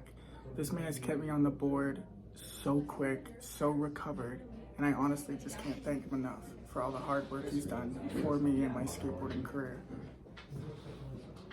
Okay, this is Dr. Smith at Eterna Health. I'm going to demonstrate a very useful test for nerve compression called the scratch collapse test. First, we're going to do strength. We're going to go to the side where there's no problem and put some pressure where the nerve is on that side. Strong. Okay, good. And we're going to compress over the nerve compression site. Strong as you can. Okay. The reason that happens is because the nerve compression, the nerve is sensitive. If I push on the nerve, it releases a chemical called substance P. Substance P affects the central nervous system, and there's a control coming down from the brain that stops the voluntary strength. This is diagnostic for a nerve compression, and it's a very useful test. Thanks. Tony Robbins does IV exosomes every month, and then he does the stem cells every 6 months. Let's fast forward 15 years from now. Like, Exactly. My vision for this, you go every 2 years, and you get these gene and cell therapies done, and they're covered by insurance ideally because their aging is a chronic disease and it's being defined as such now. If we can cure aging, we can almost treat every other chronic disease because everything else is less complex than aging. There's all these different hallmarks that govern why your body ages, and that's the same thing with psoriasis and many chronic diseases. If we're targeting at a cellular level, now we understand that's why we can treat you. And that's why I'm confident with a lot of these treatments, because people are like, how do you know? I'm like, because I know what the underlying cause is. What's your belief on what stem cell therapy is going to do for us as far as a species, like living longer? I'm not saying we're going to live forever, but I think we could definitely push the boundaries well into our hundreds where we're living a high quality of life. How do you find the time to be dad, and when you have something that you're so passionate about right now that is so cutting edge, so important? Yeah, I'm very fortunate because my wife is like super, super supportive. I mean, I think it can benefit all of humanity. If we push these therapies forward, it can be something that can benefit everyone across the globe. Let's be honest, there's a lot of people suffering, and there's so many people with chronic illnesses suffering, and they have no hope. And with these gene therapies and cell therapies, eventually we'll be able to help so many people who right now aren't getting help. Yes, it sucks in terms of how much sacrifice there is from family and personal things, but it's like I'm doing it for something that mission is bigger than just me. Honestly, I think it's becoming the vagus nerve because of how satisfying it is to see how much it changes people's lives and how quickly. I guess I like the immediate gratification, whereas with stem cells, like often it can take months to see the results. And you're slowly, it's kind of like watching paint dry. You're like, you want to see how people are doing, but it often takes time. Chronic pain might be quicker, but for other conditions, it does take like 4 to 6 months. So with vagus nerve, like I was saying, that like girl, like I've had like those special forces army guys, like they literally like within 10 minutes, they're like crying because their life just changed and they're going back from being suicidal to not being suicidal and living a normal life, like with the 10-minute procedure. Like I just find that so like, it's amazing to watch, and it's kind of sad in a sense that like it's not accessible. Like it's like very few people know about it, and that this is even an option for them, because there's so many people with mental health conditions that are rooted in unresolved emotional trauma. And that unresolved emotional trauma stays in your nervous system. And that's why the vagus nerve injection is so powerful, because it's resetting and rebooting your nervous system. Hey guys, our Eterna Health Clinic here in Mississauga is officially open. So as soon as you walk through those doors, you're going to be greeted by our lovely receptionist, Dawn. Welcome to Eterna. All right, let's take you on a tour. Look who's here. We're bringing the same care that we give to the best athletes in the world and some of the most prominent celebrities now here in Mississauga. Here's Dr. Smith, who is an expert in the use of ultrasound imaging and injections for the diagnosis and treatment of joint, ligament, and tendon pathology. All right, and let's meet Dr. Upal here. He is on our Eterna team of doctors. He deals with anything when it comes to sports and acute injuries. Say hi, Dr. Upal. Hi guys, welcome to Eterna. I want to introduce you to our Director of Clinical Operations, Rahul. You will always feel safe in his hands. Say hi, Rahul. Hey. And we've got Canadian national cricketer Jeremy Gordon in the house. Jeremy, what are you getting done? PRP. Now we are in our cosmetics room. I think a lot of people are going to be excited about this because take a look at our Scarlet treatment. This deals with wrinkles, with spots, with acne, and most importantly, skin tightening. We also do PRP facials, PRP hair treatment, and essentially put PRP wherever you really want it. What's really great about our Mississauga location is we've got our rehabilitation services here as well. This is Dr. Sunny Gandhi's room. He works on chiropractic treatments as well as physiotherapy. So if something isn't feeling right, if you're not moving the way you want to, you definitely want to see him. He's your guy. My name is Joan McDonald, and fitness is very important to me to keep me going through my aging. I want to be able to do the things that I had put on hold for many years. I'm hoping to have a procedure done to help with my arthritis. I've got a lot of pain in different areas. A lot of people wonder if you're in your 70s or 80s, will these anti-aging treatments actually make a difference? The follistatin gene therapy is a powerful intervention not only to de-age your body, but give you more energy, strength, and when combined with intravenous stem cells and the placental tissue matrix, it really helps with recovery and energy and de-aging your body systemically. But to be pain-free, or at least less than what I'm doing now, and be able to move my hands the way I want to, be able to dress properly. The most important thing with treating chronic pain is actually being able to continue to lift heavy, stay active, and continue to do what you love. So it's not just about treating pain, it's actually about longevity, because if you can't move and you can't exercise, that's how you become deconditioned, and that's what leads to frailty. And often that's actually the main reason why people have higher mortality, is because they don't have that muscle to protect their body from chronic diseases. It doesn't have to be a certain age. Nothing is a certain age. You just keep moving, because if you don't move, you're going to lose your abilities. So you guys know I'm traveling around the world, so how do I manage to keep healthy? So one of the keys is having a healthy relationship with food and a healthy relationship with exercise and your body. So what this means is that you need to establish that you're not going to be perfect, and think of it like a bank account. This is probably the best analogy I've ever heard in my life. So you have deposits and you have withdrawals. So a deposit is eating vegetables, is going for a 10-minute walk after eating. A withdrawal would be having a cheat meal or having dessert. So obviously you're gonna have some withdrawals when you travel, and you're gonna have some deposits. So the key is not to try to be perfect, but rather try to have more deposits than withdrawals. So when I'm traveling, I know I'm gonna enjoy some good food, but I'm not gonna punish myself or feel guilty about it. Instead, I'm gonna say, okay, that was a withdrawal, so what can I do to put in a deposit? So when you have this flexible mindset and non-perfectionistic, this is how you maintain healthy lifestyle. You're good to go. All right, this is Dr. Smith from the Eterna Regenerative Medicine Clinic in Toronto, and I'm here with my patient Michael.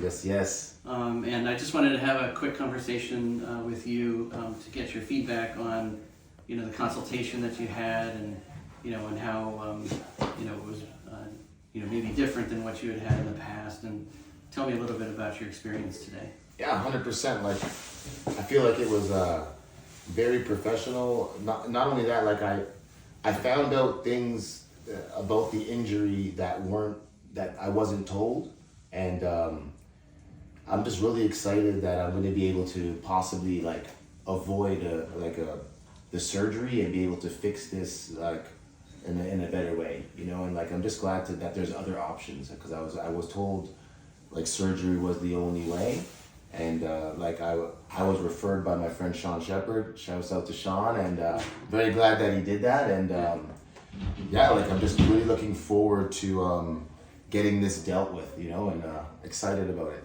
Yeah, so I think the thing with Michael, so Michael's got a tear in his medial meniscus in the left knee. And I think one of the things you found out today was how incredibly powerful ultrasound is. Definitely, yeah. And all of these things that we can find and see on ultrasound that your MRI scans were missing. Yes. And we can put your knee under dynamic stress and bend it and see, where it's loose and where it's injured. Yeah, like that's what I mean. Like you did a lot of things there, and I was able to actually see what you were talking about, see where their tears are, see, like, and and talk about the right things to do. Like, and that was the most important thing. Like, I was able to see in real time what you were talking about. Like, I really appreciate like you were explaining to me like what different parts were, and like really showing me where the injuries were and how they can be fixed and things like that. That was really impressive, actually. Yeah, and often the tear in the meniscus, the injury in the meniscus is not only in the deep part of the meniscus. There's injuries in the ligaments that are stabilizing the meniscus, and that is the thing that everybody misses. That was actually super interesting to learn like about that, because no one had mentioned that to me, and that wasn't mentioned in the MRI, and. And to be able to hear that if I can fix this, that it can actually deal with the actual bucket handle tear, like that was really like eye-opening to me, and that was really impressive. So I'm really happy with that for sure. So we're looking forward to your treatment. Definitely. And we're going to follow you and see how you do. Definitely, for sure. And get you back doing the jiu-jitsu you want. That's right. I can't wait. Could I also just ask what you decided on his treatment plan is going to be? What's that? What did you decide for his treatment plan? So what we're going to do is we're going to do a combination of microfragmented adipose tissue. That's right, yeah. Okay, we use the abbreviation MFAT, M-F-A-T. And basically we're going to be harvesting some fat and using that as a tissue filler, like a scaffolding. Yes. And then we're going to combine that with platelet-rich plasma. And the reason that we mix them together is the platelet-rich plasma provides growth factors. That's right. They're going to stimulate the tissue in the surrounding area to start filling in the defect and then recreating the stability. And if we can stabilize the meniscus, then it's going to stop flipping so much. Mm-hmm. And if it stops flipping, then it has a chance, again, of healing itself. Yeah, which is, I think that's great. I'm actually super excited about that. So, I look forward to it. I hope the testimonial was great, but I never did something like that. Well, thank you so much, Dr. Dave. People undervalue how important it is to have good footwear. The reason is if the foot arch you're using or the foot sole has too much support, which a lot of them do, then that's actually going to weaken your feet muscles over time. This is really problematic, and I've seen this many times where I have patients with chronic foot pain or knee pain, and they're referred to a podiatrist, and the podiatrist just tells them, hey, you just need orthotics, and send them on their way. Orthotics are often the worst thing you can do because they actually act like a brace. So imagine what would happen to your neck if you wore a brace all the time. Your muscles would weaken. And so that's what often ends up happening. And so this footwear in particular, called barefoot shoes, I'm a huge fan because the way it's designed, and Chris Duffin can explain the science behind it, so check him out, is basically to strengthen and stabilize and mobilize the right muscles so that you have that support from your arch to support everything else. Because I love these shoes so much, and I've told all my employees and all my friends about them, we are offering a discount code. It's DRACON. As you guys know, any affiliate money that we make, we just donate it. So if you want to support and get some good footwear while you're at it, then check it out.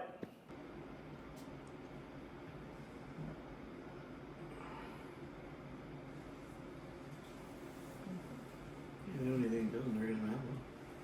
Okay, it's great. Alright, so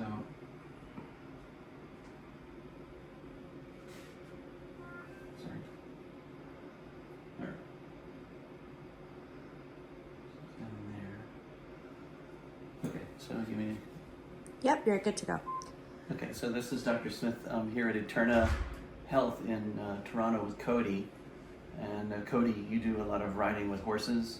Yep. And you came in and you had some multiple tendon issues, your elbow, your outside of your hip, and right now we're doing your psoas tendon. And this is an example of something that would have been missed on MRI scan. It would have been missed on most ultrasounds. And we found this very subtle tear in your psoas tendon, and right now we're going to be putting some PRP in it. There's my needle tip right there. I'm a little bit above it, so I'm going to go down a little bit. Okay, again, I'm going to find my needle tip is right there. Okay. Now I'm in it. Okay, I'm injecting. Okay, and there's the PRP going in.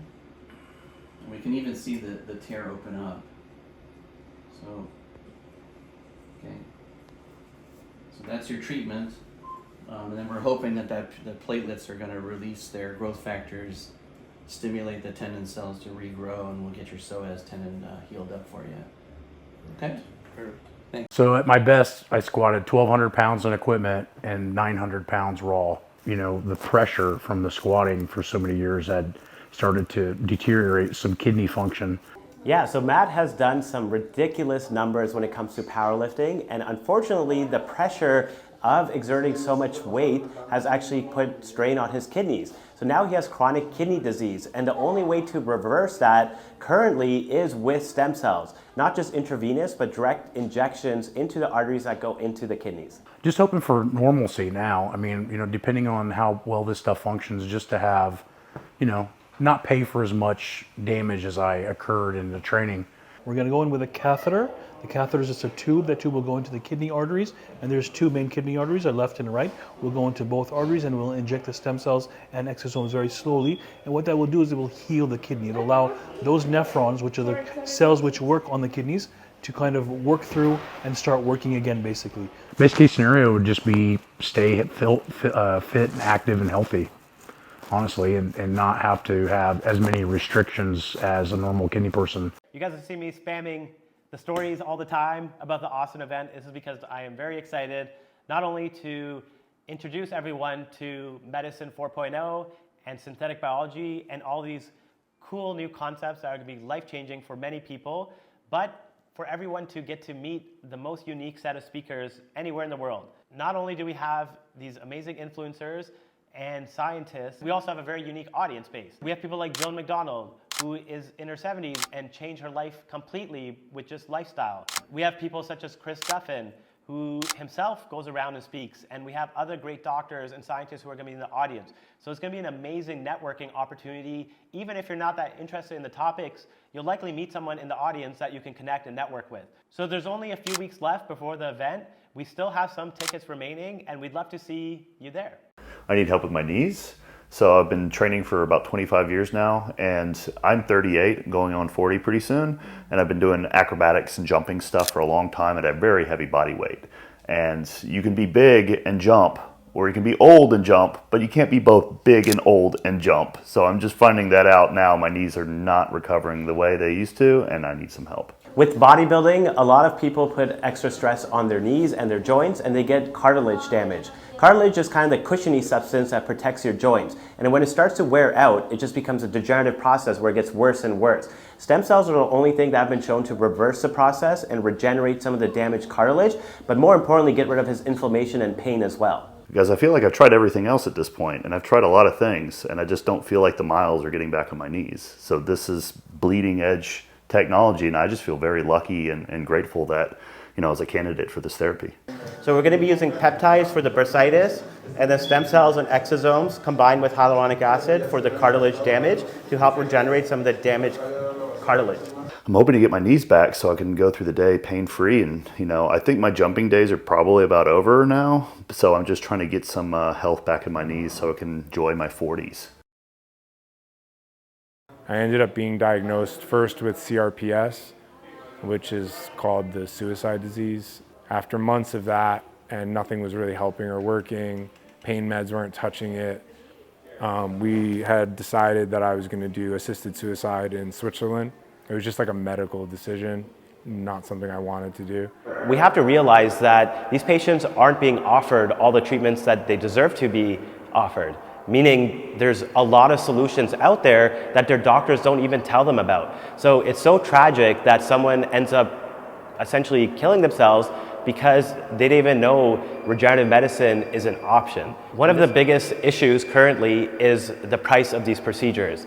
We are working very, very hard to innovate, to create new cell lines so that the older cell lines, which are umbilical cord stem cells, can become much more affordable. This should happen over the next 12 to 24 months. Eventually, I believe insurance companies will cover this because in Japan, that precedent has already been set. That takes a lot of people and a community to come together to promote this stuff and to say, hey, this actually helped me. And that's really what I believe is you have 3.2 trillion cells or so in your body, and I believe they're working for you, but we have to figure out and give it the right signals so that you can heal disease. And that's what regenerative medicine, the promise of it is really about, which is that we can use customized cell and gene therapy to restore your body back to a previous state. And that's the era we're finally in. It took a while to get here, but you see how there's all these interesting almost clues from fruit flies, from the immune system that tell us that maybe this is possible. And now we're just trying to piece that together using next generation cell therapeutics. She was born 7 minutes without oxygen, and as a result of that, she has a brain damage that caused cerebral palsy. As you can see, she's 5 years old, and she's still not able to sit on her own or walk. She's nonverbal. A lot of people think cerebral palsy is a condition that cannot be changed. But there are clinical trials, and we have seen in the real world, these kids can even walk again, they can improve their motor function and their cognitive function. And there's no much, unfortunately, there's no much for treatments except a lot of physiotherapy, which is very expensive. Child with cerebral palsy, and so that's a neurodegenerative disorder thought to be due to a lack of oxygen either during the birth process or after the birth process or in between the birth process. So what we're going to do is we're trying to get her brain cells to re-stimulate again. We're going to inject into her carotid arteries. So we go through the femoral artery, again we go up to the neck arteries, and then there's two main neck arteries, left and right carotid. We'll inject into those carotid arteries, and that will then spread the stem cells and exosomes into the brain. We are hoping that at least it will give her some relief, because as a cerebral palsy you have a lot of spasticity, seizure, and we're hoping that it will help her at least a little bit. But we're hoping that at least she'll be able to sit, maybe start walking a little bit easier on her walker. Big believer in this new regenerative medicine, but I didn't know enough about it, and I didn't have a confidence in anyone until I did talk to a couple of people and met Dr. Adil Khan. So Milos is a perfect example of what happens when you push your body to the limits for many, many years.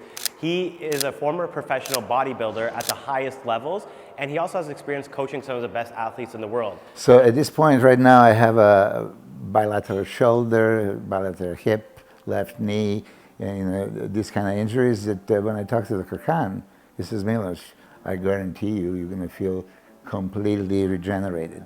I'm super limited after the car accident, especially lower back issues, knee issues, shoulder issues, yeah. So unfortunately, the process of training your body to that physique eventually can break it down to a certain extent. So he has chronic pain almost all over his body. So we're going to do systemic treatments with intravenous stem cells, follistatin gene therapy, and then we're also going to do localized injections with stem cells and exosomes, as well as peptides, to make sure we do targeted approach for structural damage. I would like to live like a lion, not like a sheep. But then over the next 4 to 6 months, we should see significant improvement in his pain. We have one of our clients here from the past patient. How was your experience with our anti-aging? It was tremendous, life-changing. I'm able to walk upstairs. I'm able to get out of bed without hesitation. I was a skeptic in the beginning, and when it kicked in, it kicked in hard, and I feel much, much younger, probably 10 or 15 years younger, and it really turned back time. It's been amazing for me. That's amazing. And was it a specific joint that you had? I had pain in all my joints, my knees, and it just magically went away. I mean, there's no other way to explain it. It's absolutely a miracle. How long ago did you have the treatment? I had the treatment 6 months ago and started seeing benefits right away, but the big benefits came after a few months, and it keeps getting better. I'll still get, aches and pains, but they evaporate immediately, like within hours of the next day, where previously I would be suffering for 3 to 4 weeks with the pain. There's something that you couldn't do before the treatment and now that you can do with ease? I can now lift weights and work out. I had so much elbow pain, I couldn't do curls, I couldn't lift weights at all, and I was just struggling to get through life day to day. And now I'm actually lifting weights. I can run. I can do Stairmaster. It's phenomenal. That's great. Thank you very much. Thank you. A lot of people are concerned that stem cells will never be affordable for them. So I'd like to explain that, yes, there are a lot of celebrities and high net worth individuals we treat, but the whole point of what we're doing is to make this treatment more accessible to the average person. So how's that going to happen?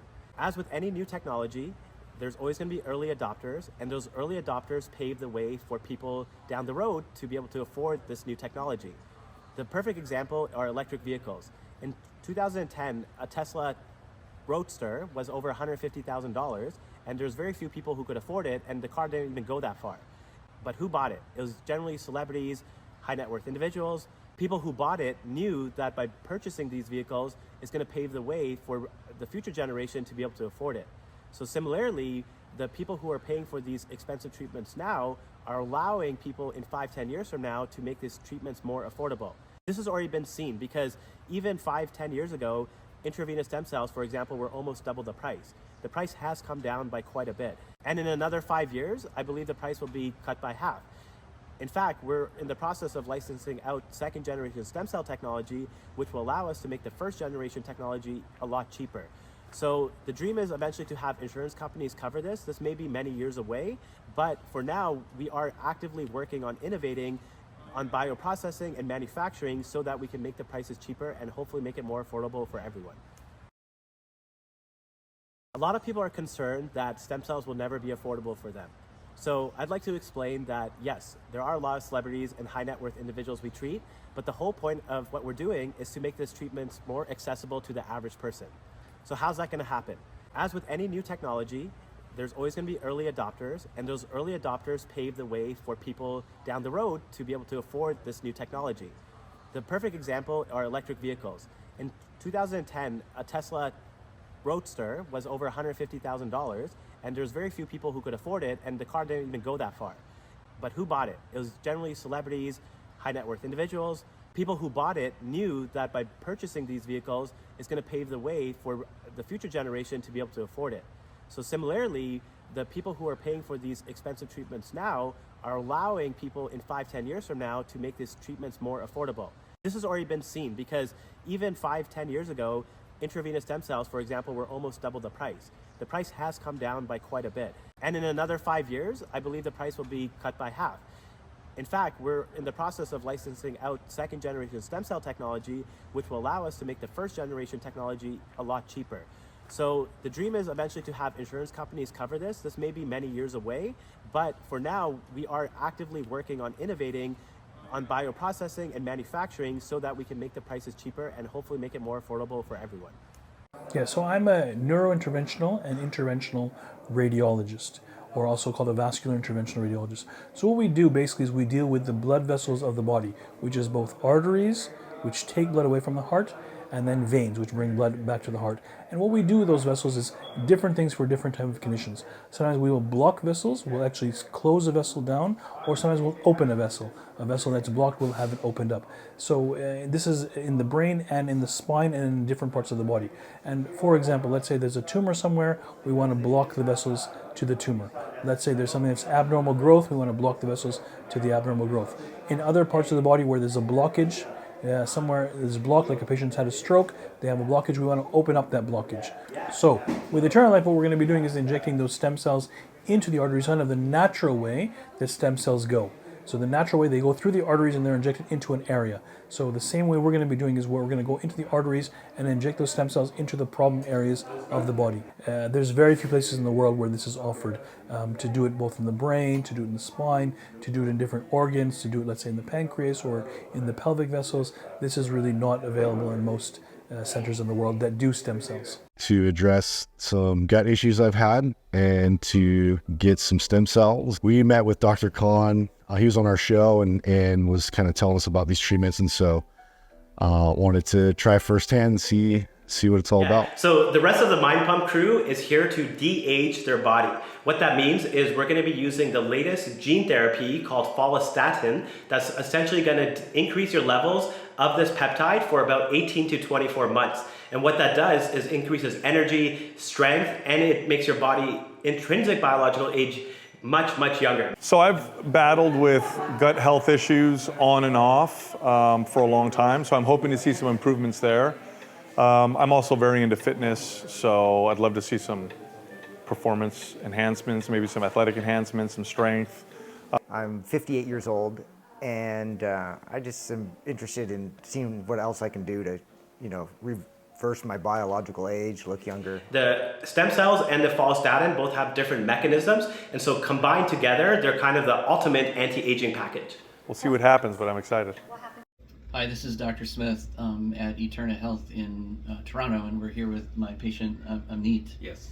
And we just finished a very deep and detailed evaluation and for low back pain and neck pain, and I just wanted Amit to share kind of what the experience was like. Sure. Yeah. So since I've been here since this morning, it's been a very thorough examination. A lot of questions were asked about me, and I haven't had this experience with any other clinic.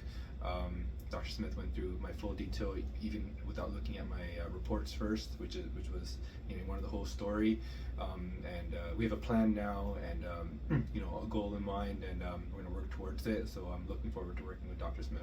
Yeah, and we're looking forward to getting you to the point where you're not struggling with this pain anymore. Yeah, that'll be the goal. And you can, that's the goal, and get you back to the life that you want, right? Yeah, exactly. And it's kind of a revolving door. You could go to so many doctors, but it's good to have a home, I guess, where they know what they're doing and kind of have a plan, and instead of sending you somewhere else.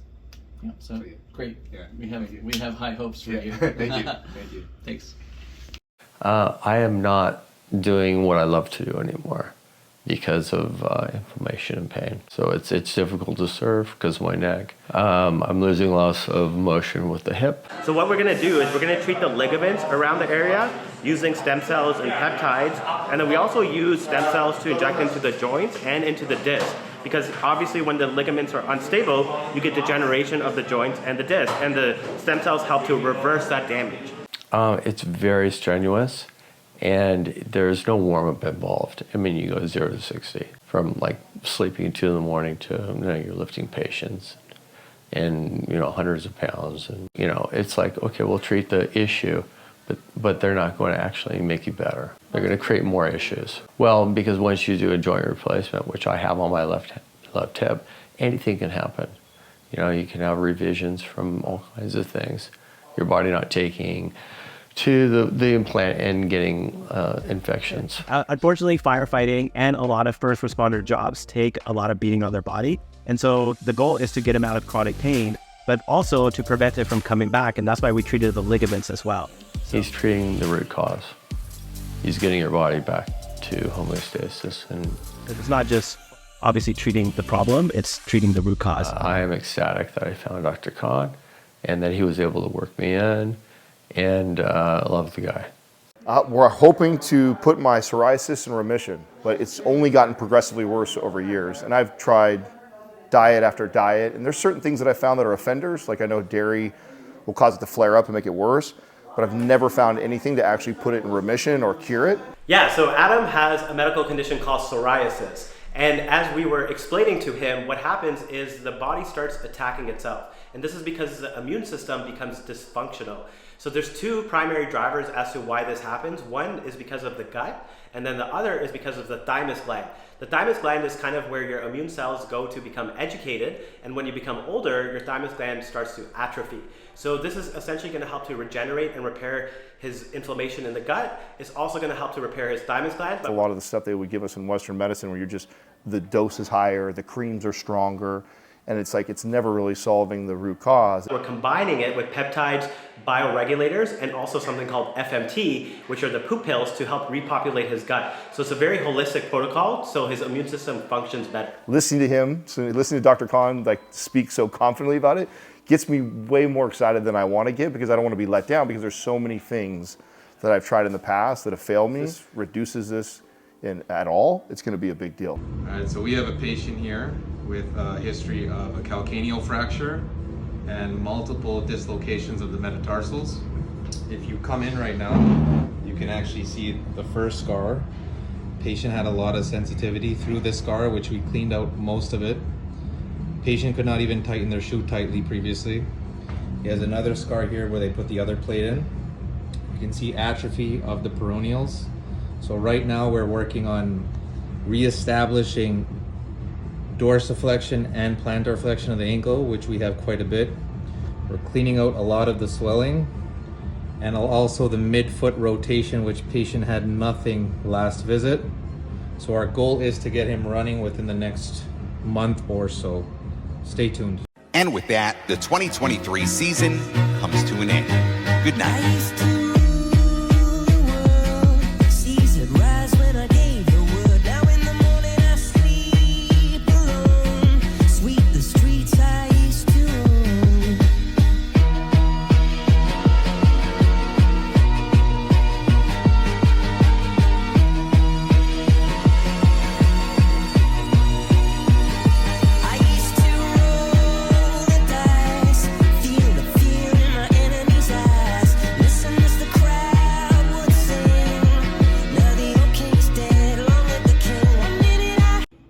This is Dr. Smith from Eterna Health. We're doing a very advanced rotator cuff tear procedure. If you look at the screen on the ultrasound, and the arrow will show you the gap where the tendon, that black area, there's no tendon tissue at all. And if we switch to the live screen, and you'll see that we filled it in with this adipose tissue, and we're using it as a graft. And I'm just kind of teasing it in very gently at a time. You can see the needle coming out, and I'm going back in to see if there's another area that needs to be filled.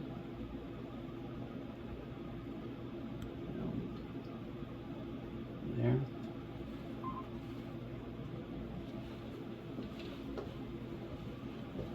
And you tell me, was the procedure, very painful so far, the fat harvest and everything? So far, there's been no pain at all. Yep. And so we're just very gently filling this with fat tissue to act as a scaffolding. And it's mixed with some platelet-rich plasma, which provides growth factors. And then we'll be hoping that in 3 months we have new tendon tissue here, and that you'll be doing much better with your arm, okay? Yes. Okay, thanks very much. Thank you. What's up, guys? Devin Larrett, professional arm wrestler. About 6 weeks ago, I had the follistatin shot by Dr. Adil Khan. I just successfully defended my super heavyweight world title. I'm 48 years old. I was stronger, faster, more clear in my mind. Probably the best day of competition, the highest peak I've ever achieved. The gains leading up over the 6 weeks post the shot to the competition were incredible. I feel healthy. I don't have any pain. I was not able to say this for many times in my career. I have to say, massive thank you. It's probably a lot of the reason why I performed so well was the follistatin shot. The way I feel, it's, I don't know what I'm capable of anymore. Thank you, Dr. Adil Khan. The work that you're doing, it's incredible for performance and for people's everyday lives. You're making people have a higher quality of life. You are truly doing incredible work on this planet. Thank you. I feel good. That was easy. It's harder getting it in my knees. Wow. Going under my patella was one of the hardest, but that was nothing. The thing for Chris, it's not like he has chronic kidney disease. He's not even really close to that, but he wants to prevent it from his mild dysfunction from getting worse. But instead of just saying, let's watch and wait and see if it gets worse, this is a preventative thing. And like, it's a relatively simple procedure, and it's a one-time thing, and it can have a huge impact on reversing the mild damage and getting you back to normal function. The IV, a lot of the stem cells get trapped in the lungs, so this is a direct way of getting them to where we want to, so they work so much better. Yeah. All right, guys, I'm here with Dr. Shah. He is the OG of stem cell injections when it comes to organs. So what we're going to be doing is going directly into the renal artery and injecting exosomes and stem cells. You'll get access to the femoral artery.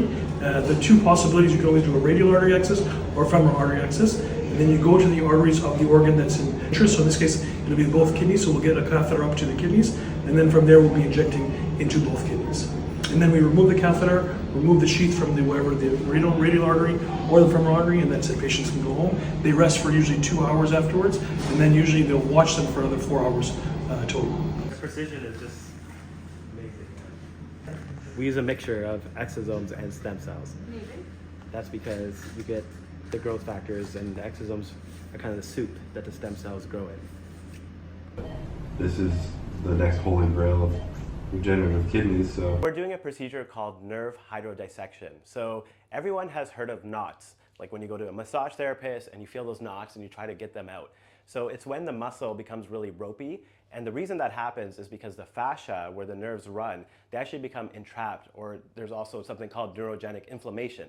So what we do is we go around there with a needle and we dissect it so it's not trapped anymore, and then it also reduces inflammation. So we use a combination of exosomes and peptides, and then just some saline so we have enough volume, and then we dissect around the nerve, and it frees it up, and it can actually relieve it permanently. So you get rid of those knots and you don't have that tightness anymore, because that can cause pain and mechanical dysfunction. What is the solution to not look like this? So how do you prevent your face from looking very old and the muscles sinking in like this? This is actually a problem that Botox can make worse, because Botox paralyzes your muscles, but it also weakens them. So over time, you're actually going to age faster. So we can slow this down quite dramatically using regenerative medicine. We actually have many celebrities and professional athletes who are using this method to keep their face youthful.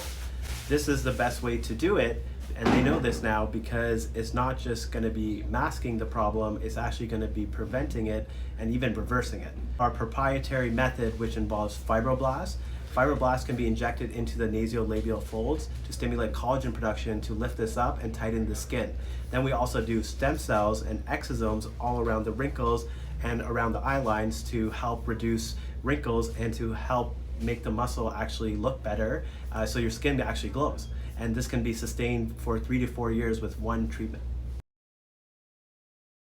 they've been vaccinated right now, we still don't accept the donor. Whoa. Dr. Adil Khan is a scientist and entrepreneur who focuses on stem cell therapy and other cutting-edge regenerative medicine and anti-aging treatments. He works with world-leading athletes and some of the richest people in the world out of regenerative medicine clinics in Dubai and Mexico. Here's what he had to say in a recent podcast with Michaela Peterson about who can and cannot donate stem cells. Dr. Adil Khan, welcome to my podcast. But that's why we do a lot of strict testing and just criteria and stuff on who can donate.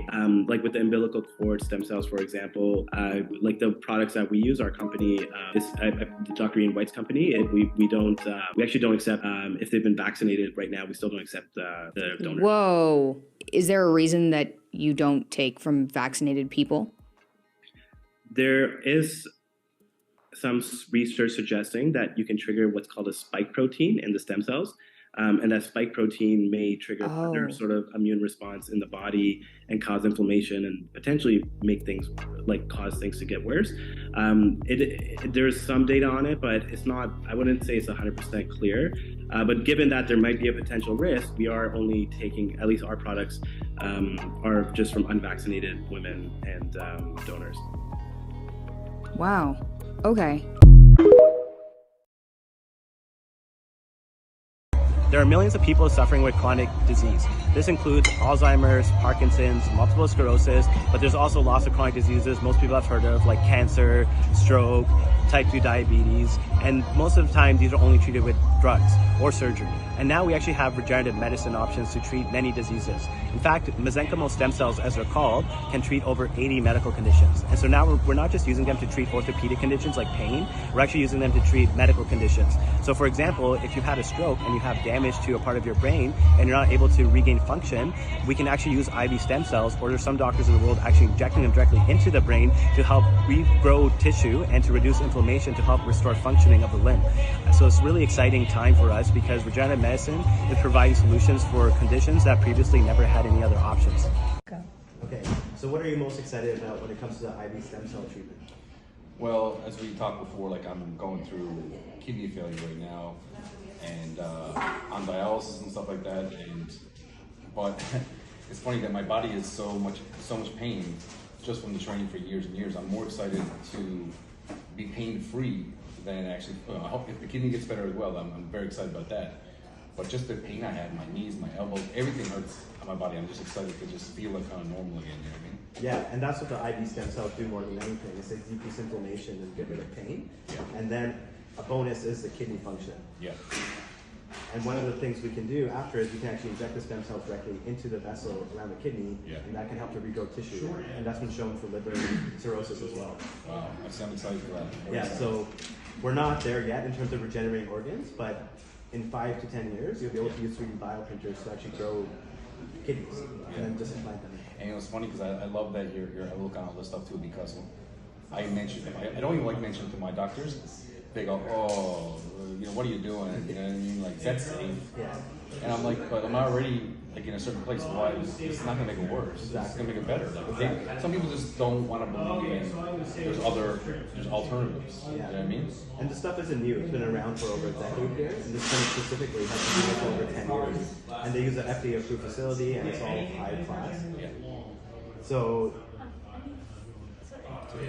So whenever there's a new drug that comes out, it gets mainstream media attention. To give you an example, there was a new drug that was approved for Alzheimer's, and it's all over the news. However, there's something called induced pluripotent stem cells, which is a type of stem cell technology where they're using clinical trials for Parkinson's disease and Alzheimer's disease as well. However, this never gets media attention, and so people don't know about it, and they don't even know that stem cells could be a potential option for this. The reason for this is obviously because pharmaceutical companies have deep pockets, and they're able to network and get the resources to make mainstream media. Stem cell companies tend to be smaller, they're startups, they're using seed funding, they're using funding from individual investors, but they're not big behemoths like pharmaceutical companies, and so they don't get as much attention. But I can tell you there are so many clinical trials right now being done using stem cells, not only for incurable diseases like Alzheimer's and Parkinson's, but even common diseases like osteoarthritis, rheumatoid arthritis, and just chronic inflammation like inflammatory bowel disease. There's a lot of exciting work being done in the regenerative medicine field. Just because you don't hear about it in the mainstream media doesn't mean it's not happening. And just remember to do your research clearly and talk to experts in the field to actually gauge where the field's headed.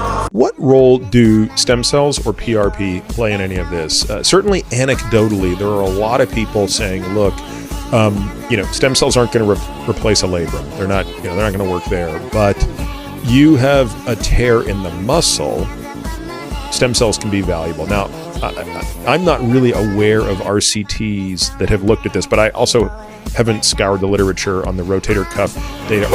So Dr. Peter Attia is talking with an orthopedic surgeon about PRP and stem cells. Neither of them are particular experts on this area, so it's not the best to have someone who's not an expert to actually make opinions, because this is just not their area that they do every day. He's saying that there's no evidence for PRP with rotator cuff tears. That is actually very wrong. There's been multiple randomized control trials, even ones comparing to saline and cortisone, to show more effectiveness and more long-term effectiveness. The problem with the literature is that there's no standardization, meaning we don't know what the best profile is for the PRP, like what cytokine profile is the best. The same issue is with stem cells, but regardless of that, there's still so much positive data, especially with stem cells now. Plus, you have to also look at what I call peripheral vision. A lot of these doctors have tunnel vision, and they're only looking at very certain select data, and they're not looking at the whole literature and where it's pointing towards. You have to look at trends, and you have to really tease out the nuance in each data point. So what that means is what's the profile they're using and what's the stem cell count. And then once you tease that out, you see that there is actually a very positive trend when you standardize those things. So whenever there's a new drug that comes out, it gets mainstream media attention. To give you an example, there was a new drug that was approved for Alzheimer's,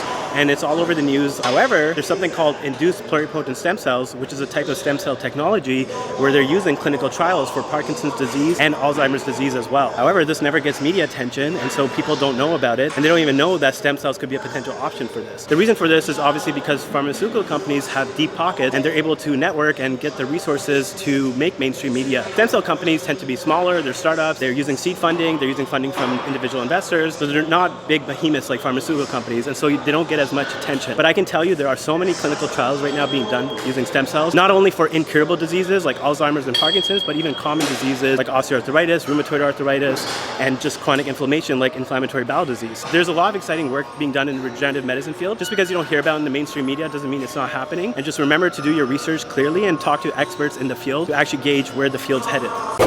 So Dr. Peter Attia is talking with an orthopedic surgeon about PRP and stem cells. Neither of them are particular experts on this area, so it's not the best to have someone who's not.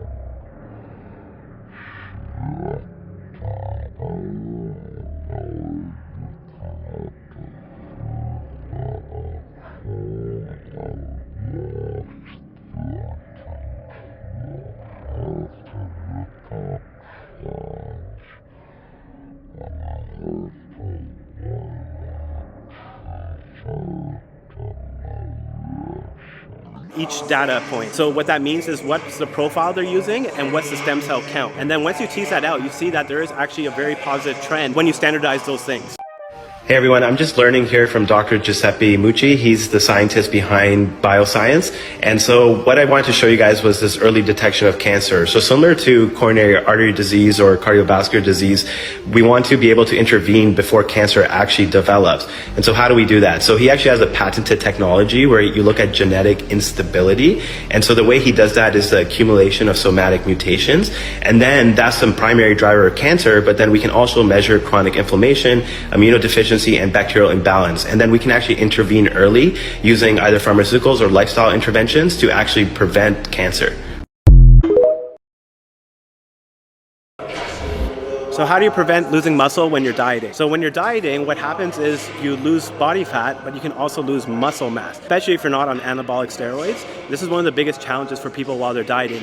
They may do intermittent fasting, they'll be in a calorie deficit, and they don't realize while they're losing body fat, they're actually losing muscle as well. So the key is to maintain your strength, make sure you're getting enough protein, at least 1 gram per body weight, and then also something called HMB, which is a metabolite of leucine, which is a pro-anabolic or anti-catabolic, which means it prevents muscle breakdown. It's an amino acid, so 3 grams of that per day, and then lift heavy weights, as you'll see today.